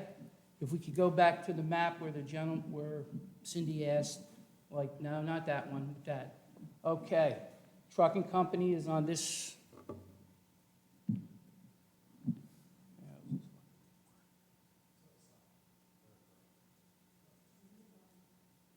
Okay, I found it. I turned it off. Oh, I turned it on. I gotta hold it. Holy shit. But you see this pond here you're gonna put in? You're gonna put this pond here. And over here, for years, there's a pipe that goes under Allison Road, and it went into Mr. Long's property, where the township allowed him to fill that waterway in 2004. In 2007, I have a basement under my house. I had water go into the basement after he filled it in. For 3 months, $600 electric bill, 2-inch pumps in the basement. That's what I'm gonna get again. I can guarantee it, and I want that to be heard. All the roofs, all the asphalt and all that, where is that water going? You can't just put it in that pond, that water's already there. His property was declared wetlands. Her property, not positive, but was also declared wetlands. Been there a long time, paid a lot of taxes. Stay there, sir. Mr. Stevens, care to comment on the runoff? Happy to. So the design of the site is based on something. So first and foremost, we have gone through the DEP permitting process. We have determined wetlands on the subject property, some of which we are entitled to fill. We have permits to fill them, some of which we have to keep. And that is all documented, delineated, and permitted through the state of New Jersey. They're the ones that regulate those types of things. Your home, you live 7 Berman Lane, I live. right here, correct? Just to the south of Allison. So your house I believe, is above elevation 170. So the grade goes way up from here. So that piece of property where we're Doesn't float on talking the top, about, sir. It goes underneath the waterway and goes through my basement.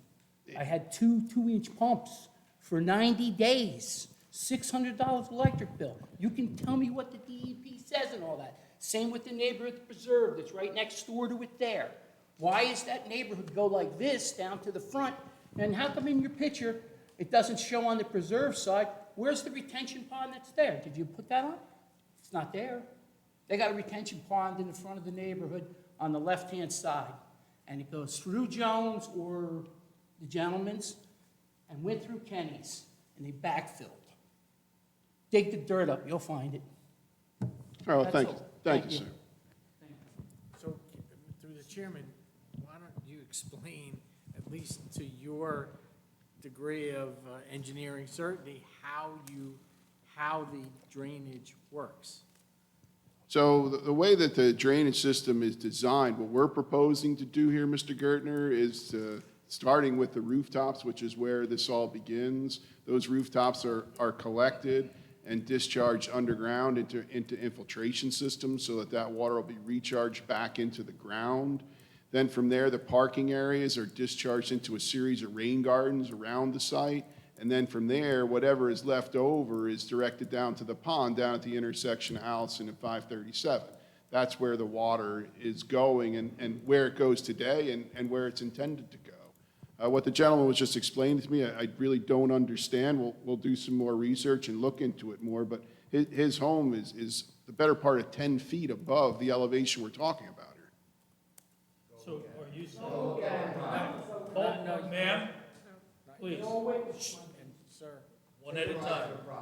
Mr. Stevens, are you testifying that all the runoff from this whole property is going to be contained within the property and will not leave the property? So no, that isn't correct. Okay? We do have a small discharge from the pond during heavy storm events. Sorry, let me just catch up to you, Mr. Chair.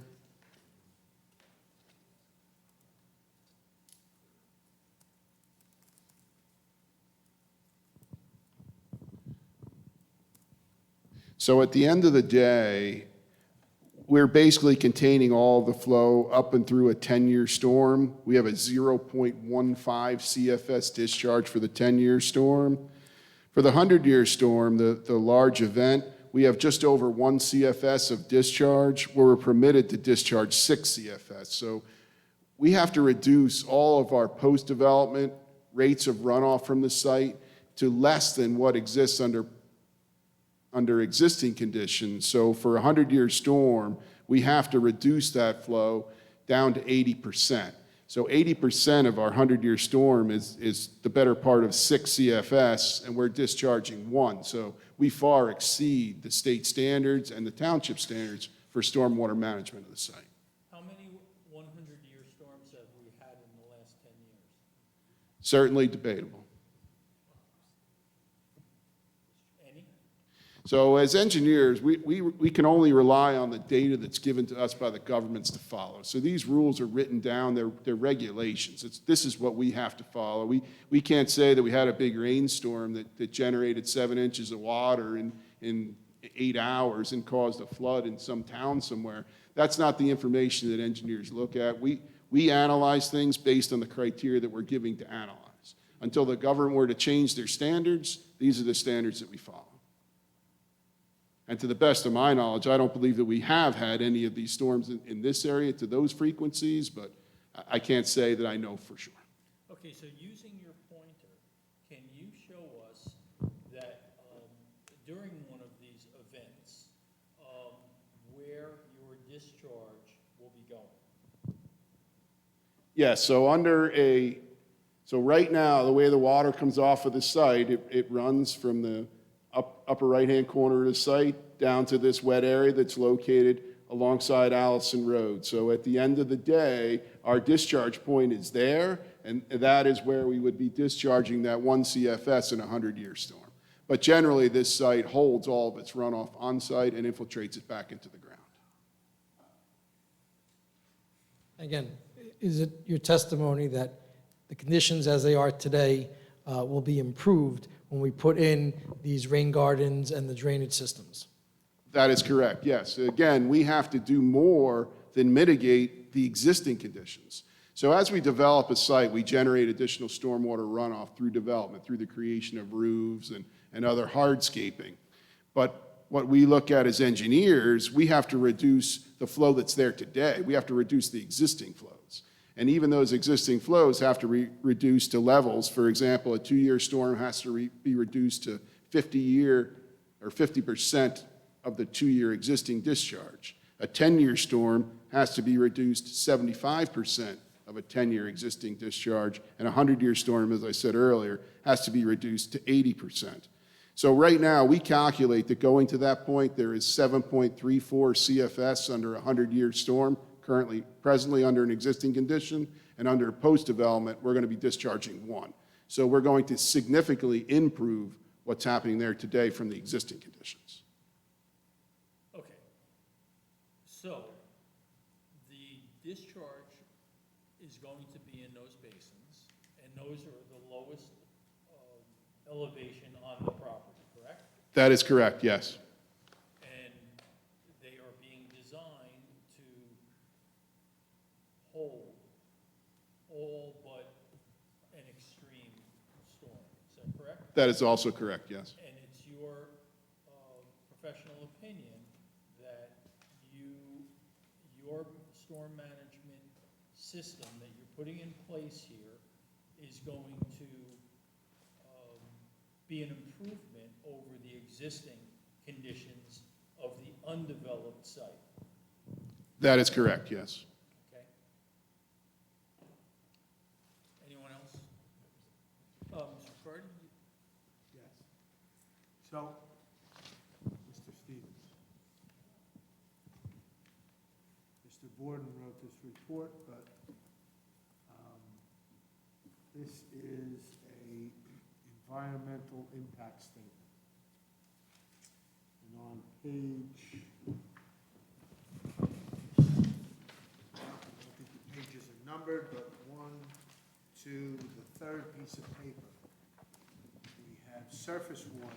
There are no surface waters located on or within 300 feet of the site. We just had a young lady stand up here and say that somewhere on Allison Road, that there was standing water. So yes, Mr. Riccardi, that's a good point. So when we talk about surface waters, we're talking about would be streams or ponds, things that are mapped by, say, the USGS, for example. They don't exist here in this neighborhood, but there are wetlands here. She is absolutely correct. There are mapped wetlands on our site. We've had them mapped. We got the necessary letters of interpretation from the DEP, as well as the wetland permits for the construction of the site. We have both issued by the DEP at this time. Thank you. Thank you. Okay. Anyone else care to comment?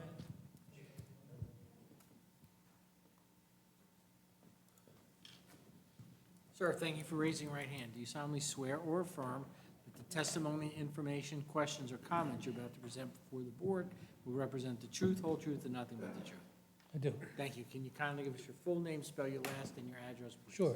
My name is Roldan Rivera, last name Rivera, and I presently reside at 9 Broderick Drive. I didn't hear that. I presently reside at 9 Broderick Drive. Okay, thank you. I am currently retired. Okay, so the issue that most of us have and we all agreed on, is that the traffic, let's say it's employees, truck drivers, they're gonna have to go, and we've already seen this happen. We'll have people go from 537 on Allison Road, go down and make a right, and then they'll come out onto 571. That's gonna increase, we do believe. The other issue is that these buildings will be operating 24/7 or 24/6. So we're gonna have issues with lighting, we're gonna have issues with rooftop air conditionings, we're gonna have issues with exhaust from trucks, because they're not gonna shut these diesels down. We're also gonna have noise issues, whether it be your garbage pickup, whether it's gonna be your extra vehicles coming in. If they're businesses, they're also gonna be bringing in customers. That's another issue. So all these issues combined, we're gonna have this traffic pattern that's gonna increase. And as one of the women mentioned, we do have children in this area. This is a new, old development, but it's turned over. So now the young kids are, knee-high to us now. So that's one of our other issues. So we talked before the meeting, and we would like to see the town put up some type of a cul-de-sac. And we understand that you have to have room to turn a fire truck. So if we cut Allison off behind one of the properties on Allison Road, the very first house at the end of Allison going in, that spot there will eliminate any further traffic coming in and will keep the commercial property on that site. Because Mr. Chairman, can I address this, please? Sure. I'm going through the same thing on my block. The way I was told to do it is you have to petition your neighborhood. You submit that petition to the town council with a copy to the engineer of what you want to do. This board has no jurisdiction over what you're asking. So you have to go to the council and the engineer. If there's a county road involved, you also have to go to the county. But it sounds like you're only doing the 2 township roads. So get your petition together of as many neighbors as you can with their addresses, submit it to council with a copy to the engineer, and that's how you go forth with that. Very good, I understand. Thank you Okay. for your information. And the next thing is the outlet. You're saying that we have to have excess for emergency. Where would that route be placed? He's saying it's going to be placed on Allison. So we're going to have another issue there too. So there is going to be another road somewhere, and I did look at the map. I didn't see where that route would be placed. I didn't see it on there. Maybe because I missed it and I only had 5 minutes to look at the map, but. It hasn't been determined yet, but most of the times, emergency access are not paved ingresses. They're something called grass block. It's a concrete block in the ground that grass grows through. Yes, It's I've seen enough- it before. So you'll never triangles see in it. You'll never see it. It's there for the fire trucks, but you'll never see it, and it won't be used for anything but a fire emergency. And your percentages of that in a concrete building are not high, where the other entrance is going to be blocked. Okay, and as far as the exhaust from the vehicles, how's this gonna work? We can't do anything with exhaust. There's no idling laws, and if you guys see people idling their trucks, call the police. It's an enforcement issue. That's not part of our, it's not part of our purview. That's pretty much all I have. Thank you so much. Thank you. Go ahead, fellow. Come on. Sir, thank you for raising your right hand. Do you solemnly swear or affirm that the information, questions, comments, or testimony you're about to present before the board will represent the truth, whole truth, and nothing but the truth? I do. Can you kindly give us your full name, spell your last, and your address, please? My name's Kevin Render, Render, 444 Monmouth Road, that's Route 537. So I live on 537. First, I want to say that, everybody in that neighborhood, they're serviced by well. I work on trucks, trucks leak oil, your discharge is going to go into the ground. Think about that, But anyhow, I want to talk about the traffic study. I'm not sure why the traffic study's even valid. You know, it was done during COVID. You know, he's saying something about 40 trips or what have you, and you wait 30 seconds. I live on 537, and I can promise you today, I wait 2 to 3 minutes at peak time to leave my driveway. So I'm not sure where the, I'm not a traffic engineer or anything, but, you know, I live there. I live it every day. So I'm not really sure why the traffic study's valid. I mean, he did it, you know, when everyone was working from home or, you know, everything was shut down. And I also wanted to point out that the traffic study doesn't take into account, at least not that I heard, about the much bigger project down the road, the Adventure Crossing, which is going to bring, you know, I'm sure, you know, a crazy amount of traffic. So, you know, I don't know if you want to, if the traffic engineer wants to answer any of those questions. Well, one, I think the traffic engineer testified that the statistics that they gathered were taken prior to COVID. Is that correct, Mr. Ray? Correct. Yes. Excuse me, sir. Yeah, so No, the counts were done in January of 2020. The study was published in July 2020. Okay. And to, there was another question. Oh, the Cardinale project. I indicated that I did use the NJDOT's background traffic growth rate data. We projected traffic volumes 10 years in the future by expanding those traffic volumes by 10%. I'm working on the Great Adventure Project with Mr. Cardinale, and I can tell you that based on the demographics, the data that we've collected for that project, we fully expect most of that traffic to come into the project off the interstate, off 195, although some of that traffic will be heading up toward the Freehold area. I believe it's been accounted for in the traffic study. you believe, but you're not sure. Yes, that's what I do. Right. That's your opinion. It's not an opinion, it's a fact. I wait And 2 to 3 minutes to get out of my driveway. Right now. Everybody overestimates how long they wait to get out of their driveway. I'm not saying it doesn't feel like 2 or 3 minutes to you, but it's not. No, it is. It's not. Yeah, you know. Been through this 45 years, and everybody overestimates how long it takes to get out of their driveway. I understand it. I sympathize with you, but it doesn't take 2 or 3 minutes. Okay, well, it does take 2 or 3 minutes, and I'll time it, whatever. I don't want to argue about it. I'm not going to argue with you. Yeah, there's no point to argue about it. But, you know, the trucks roaring by 24 hours a day, certainly a concern, you know? You know, I can hear them. I got a 1-year-old son, you know? The trucks are roaring by every day, 24 hours.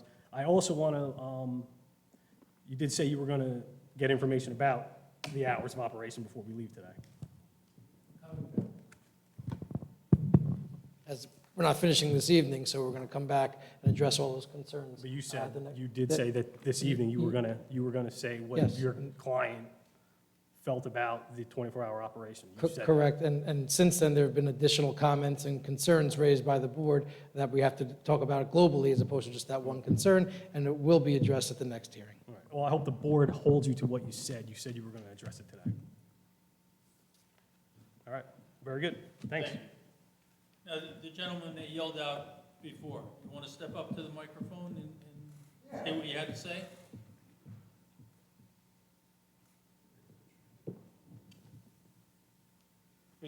My name is Brian Konopka. Yeah, hang on. Sir, do you solemnly swear or affirm that the testimony, information, questions, or comments you're about to present before the board will represent the truth, whole truth, and nothing but the truth? Yes. Apologize for cutting you off, but now, go ahead. No, I'm sorry. My name is Brian Konopka. I live on 91 Richter Road. I feel like a lot of what I heard tonight are just projections. And some of it doesn't even sound right to me. So first, these gentlemen said normal business hours, but upon further pressing, now it could be 24 hours. Then they said it was going to be warehouses, and upon further pressing, well, it could be plumbers. Well, it could be electricians. Next thing, it'll be welders with oxyacetylene torches. I heard Safelite. Well, Safelite is a business front. You said warehousing. Also, as far as some of your water drainage, I work on trucks and machines and equipment for a living, for a major DOT subcontractor. Okay? There's engines and chassis that are designed to work, and we get them in the shop all day long. Poor design, poor engineering. What happens in the event that your runoff plan doesn't work out? Then what? So what happens when my neighbors and my front yards start to flood with water runoff from your development that wasn't supposed to happen? Because you planned it and you engineered it. So what is our recourse when things go wrong? Also, this egress exit we heard about. Just try to use the microphone. This is being recorded. Sorry. This egress exit we heard about for fire trucks, and they said it would be a grassy knoll and something to that effect. How is that a buffer? Where's my buffer? You know, the existing woods on this property, they're all maybe 6-inch pin oaks. I would project, best guess, 6 to 8 foot tree spacing. So between me and 50 feet, I don't know, we'll say the brick wall. There might be 4 or 5 trees. I can see through probably half to 3/4 of that property, summer, fall, winter, no matter what season. I can walk by with my kids and my dogs, and you could see right through the woods. You can't buffer that. I'm going to be staring at warehouses. You know, and just to touch a little further on traffic, yes, I have kids. I have 2 children, 8 and 2, and I have 2 dogs. And a lot of people in my neighborhood have dogs, and they have children, and everyone likes to walk. Well, we already have issues with people trying to cut the light at 537 and 571. They come down Allison Road, and they blast through our neighborhood at top speeds. They blow the stop sign that's on Allison Road in Berwyn, and they roll right on through that, and they step on the gas, and they come down Berwyn, right through the S-turn, where they can't see. If you drive down pretty much any time, you'll see tire tracks going through the grass because they're texting and trying to catch the light, and they're just flying. They don't care. So what's going to happen when we have now all the workers that are leaving this development coming through our neighborhood? What's it going to take? Someone's going to get hit. It's just a matter of time. With that, as much activity going on in the streets, it's bad enough we have FedEx and Amazon. Look at all of our front yards. You'll see tire tracks blasting across front yards. Our neighborhood could barely take FedEx and Amazon and UPS, much less tractor trailers that are now going to be attempting to cut through our neighborhood. Very thin streets, no curbs. You know, I think this is going to pose a major issue. And, you know, I haven't gotten a lot of good answers out of these gentlemen tonight. I feel like there's a lot of sidestepping. And I don't know. I don't think we're thrilled about this. Okay. Thank you for your time. Mr. Ray, what can be done to prevent these trucks from cutting through this neighborhood? I'm not sure they would want to do that because they wouldn't save any time anyway to do it, but It doesn't matter. It matters what will happen, not what people think will happen. Everybody comes through thinking they'll save time, and they never do. having said that, I think somebody mentioned something before, I think Mr. Fleming. Maybe the answer is to make the folks that live in the neighborhood a little bit more comfortable, cul-de-sacing Allison Road, so there is no direct connection into the neighborhood from Allison. But that, I think, has to go through the elected officials, through the township council. That may be a solution to permanently put the issue to rest. But I don't think that's a legitimate answer here and now, because That's my that can't be done here, sir. Sir, in the audience, please, everybody, this is being recorded, and with all this chatter going on, we're not going to get a good recording. So let's try to keep it focused. Okay. So you heard Councilman Fleming's suggestion about getting a petition together and coming before the town council. You have time to do that? That's something we'll have to discuss as a neighborhood, Okay. yeah. And we appreciate that suggestion, thank you. Good. Anything else? No, pretty good. Okay. Thank you. Thank you. Anyone else? Sir, thank you for raising your right hand. Do you solemnly swear or affirm that the testimony, information, questions or comments you're about to present before the board represent the truth, whole truth, and nothing but the truth? Yes. kind of give us your full name, spell your James last. Renschler, Renschler, 3 Berwyn Lane. Go ahead. My wife spoke earlier about the buffer, the 50-foot buffer. 50-foot is basically from there to here. And the previous young man who spoke about it, the trees aren't that thick. Drive in the neighborhood, look at the trees. I'm gonna be looking, I live at 3 Berwyn Lane facing that warehouse. I appreciate him going above and beyond, saying that it was only 25 feet, but they went 50. There is a piece there that is residential to begin with. So technically, I don't know about the plans, I don't claim to know anything about engineering. It just, 50 feet is insufficient there. I'm gonna be looking at that. Would you want that, to look at that, if that was by your house? I know it's gonna happen. Do it the right way. Do it so it helps the neighborhood, the people who have been there, who are paying the taxes. I mean, would you want 50 feet staring at a warehouse all day long? Nobody's answering? Gentlemen, is there any way you can augment that buffer with more trees, a fence? Trees aren't gonna do it. a berm? Mr. Chairman, I don't mean to cut you off, as we're obviously going to be coming back, between now and whenever that next meeting is, we will take a look to see if there's any additional, like we had suggested, buffering, something that we could do to add, to enhance that 50-foot that we're already proposing. My wife stated that we planted a tree when we first lived there. It was at Kmart. It was the size of my finger. 37 years later, you could still see my house. So what are they gonna put in? I'll be dead. No, it's a cherry tree. I'll be dead. I mean, sure, everything looks good on paper, the drainage, everything else. I pump my backyard out. He keeps saying, well, we're above level, this and that. It all works good on paper. It doesn't work once it's done all the time. It's not guaranteed. So I was there with him. I had a 4-inch fire hose pumping my backyard out, from the backyard to the front yard, because of the way the water was coming through. And that's with drainage already there, natural drainage. When he puts this in there, everybody's house is gonna get flooded. I don't care what you say. It works good on paper, doesn't work good all the time. But I can't stop progress. Just do the right thing.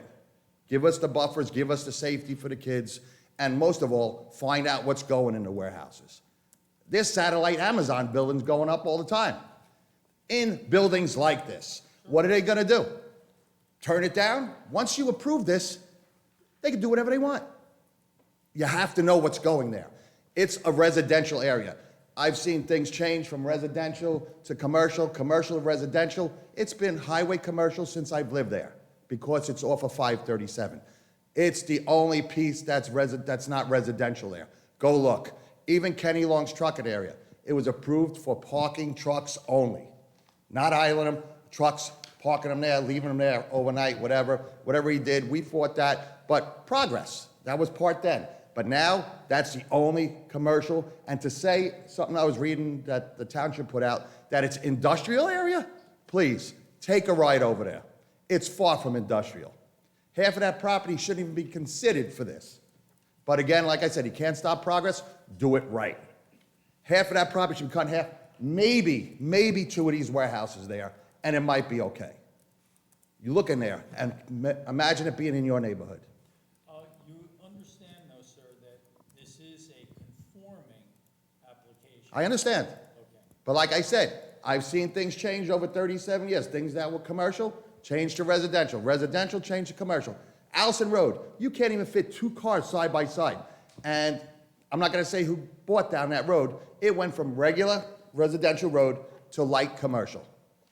You can't even fit 2 cars down there. We leave the development, when Kenny was having his truckers parking in, we'd almost get hit. They don't care, they just fly in. I'm telling you, you can't fit 2 cars without going into the woods. And if I'm wrong what I'm saying, residents change, the zonings change, variances for wetlands and pinelands. You could change it. They could put in things to get permits to change it, right? Go look at the... Not through us, not through this board. No, not through the board, but you can put them in to get them. So that's what I'm saying. Even though this has been highway commercial forever, look at the neighborhood. I prefer 6 houses there, and that's what it was, I thought, originally, even before the first 2020, because my wife had put in a thing, we got a letter what was it, hon, what'd they say? Yeah, things about what our concerns were to develop this. We wrote everything down, we never got a reply. We called, oh, we're backed up. We still haven't gotten a reply, and that was 2020. Prior to 2020, correct? Mr. Gerber? I was just saying, you got to direct, no disrespect to your wife, you got to direct stuff to the record. I was just also going to add, Mr. Chairman, really following up on Mr. Peters' point and the gentleman's. This is again why the architectural renderings and plans are so important, because the design element with lighting and landscaping is so integrated into what the gentleman is articulating in terms of how the buffer works, the growth of the buffer, that if the architect, if you can get that message back to the architect as well. Certainly understood, Mr. Gertner, and Mr. Rentschler has and his wife have reasonable concerns. They live directly across the site on Berwyn Lane, and they're going to be looking at the front of Building 3 when this thing gets built. And as has been said many times here, you know, we're preserving the 50 feet, but you're right. So what are we looking at? It's an oak pine forest. What does 50 feet give us? Which is why I measured it. both the planner and the engineer for the board had said, hey, you guys agree to do some supplemental plannings? And we said yes. So maybe we'll do some more than that. Maybe we'll try to bring something back, present something so that we could show you that. But Like I said, I know it's going to be built. Let's just do it the right way. And we do want to be good neighbors, that we do. And Mr. I think- Rentschler, I did have one question that I wanted to ask you. So it has been said here a couple of times tonight by a couple of different people, I'm sorry, I don't remember the one gentleman's name, that perhaps the answer might be making Allison Road a cul-de-sac. Yeah, but that's going to be done, you know how long that takes. No, I wanted to ask you a question. Yeah. Is that something you would want? Allison Road is a road that shouldn't be traveled with any trucks. Do you use it today? I use it. So would you want it to be made a cul-de-sac? Yeah, I would rather go out to 571. You would rather? Yep. Okay, I just wanted to understand. And from a safety standpoint, because like I said, when you're going to Allison Road, there's not the truck traffic anymore because he sold his property on the other side of where he's building. So there's no more trucks coming in. But I worry about my wife going down there getting smashed by a tractor trailer coming in. You cannot fit, you know that, you've been there. You cannot fit two cars side by side. And then when they said that's where they were proposing possibly putting the entrance for emergency, that's absurd. The way it is now. What if a fire truck comes flying in there and someone's driving down the road or there's a kid on the road? There's nowhere to go, literally nowhere to go. Okay. Thank you, Mr. Rentschler. And again, I appreciate your the time. buffer, you know, going over it and everything, but picture it in front of your house. We are going to do what we can to be good I appreciate neighbors. it. Thank you. Thank you. Thank you, guys. And you did score points this evening wearing the jersey. Oh, thank you. Hopefully we'll do something this year. Oh, from your lips to God's ear. Anyone else?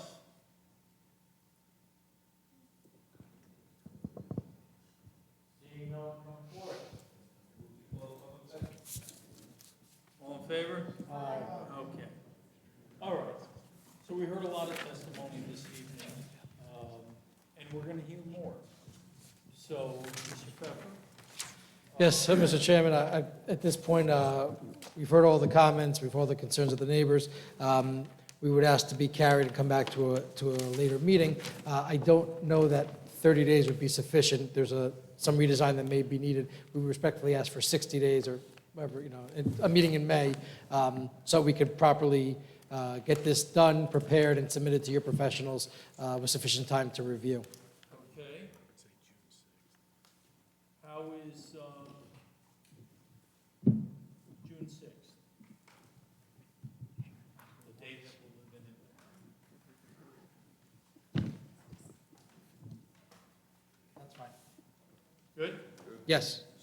So, Mr. Chairman, ladies and gentlemen, application number 4 on this particular date, block 102, lot 1, Joseph Rottenberg, 463 Monmouth Road. That matter is being carried to the June 6, 2022 meeting without the requirement of further notice. The applicant has waived time through June 30, 2022. So, just so that you all understand, you will not receive any further notice. It's scheduled for June 6th, and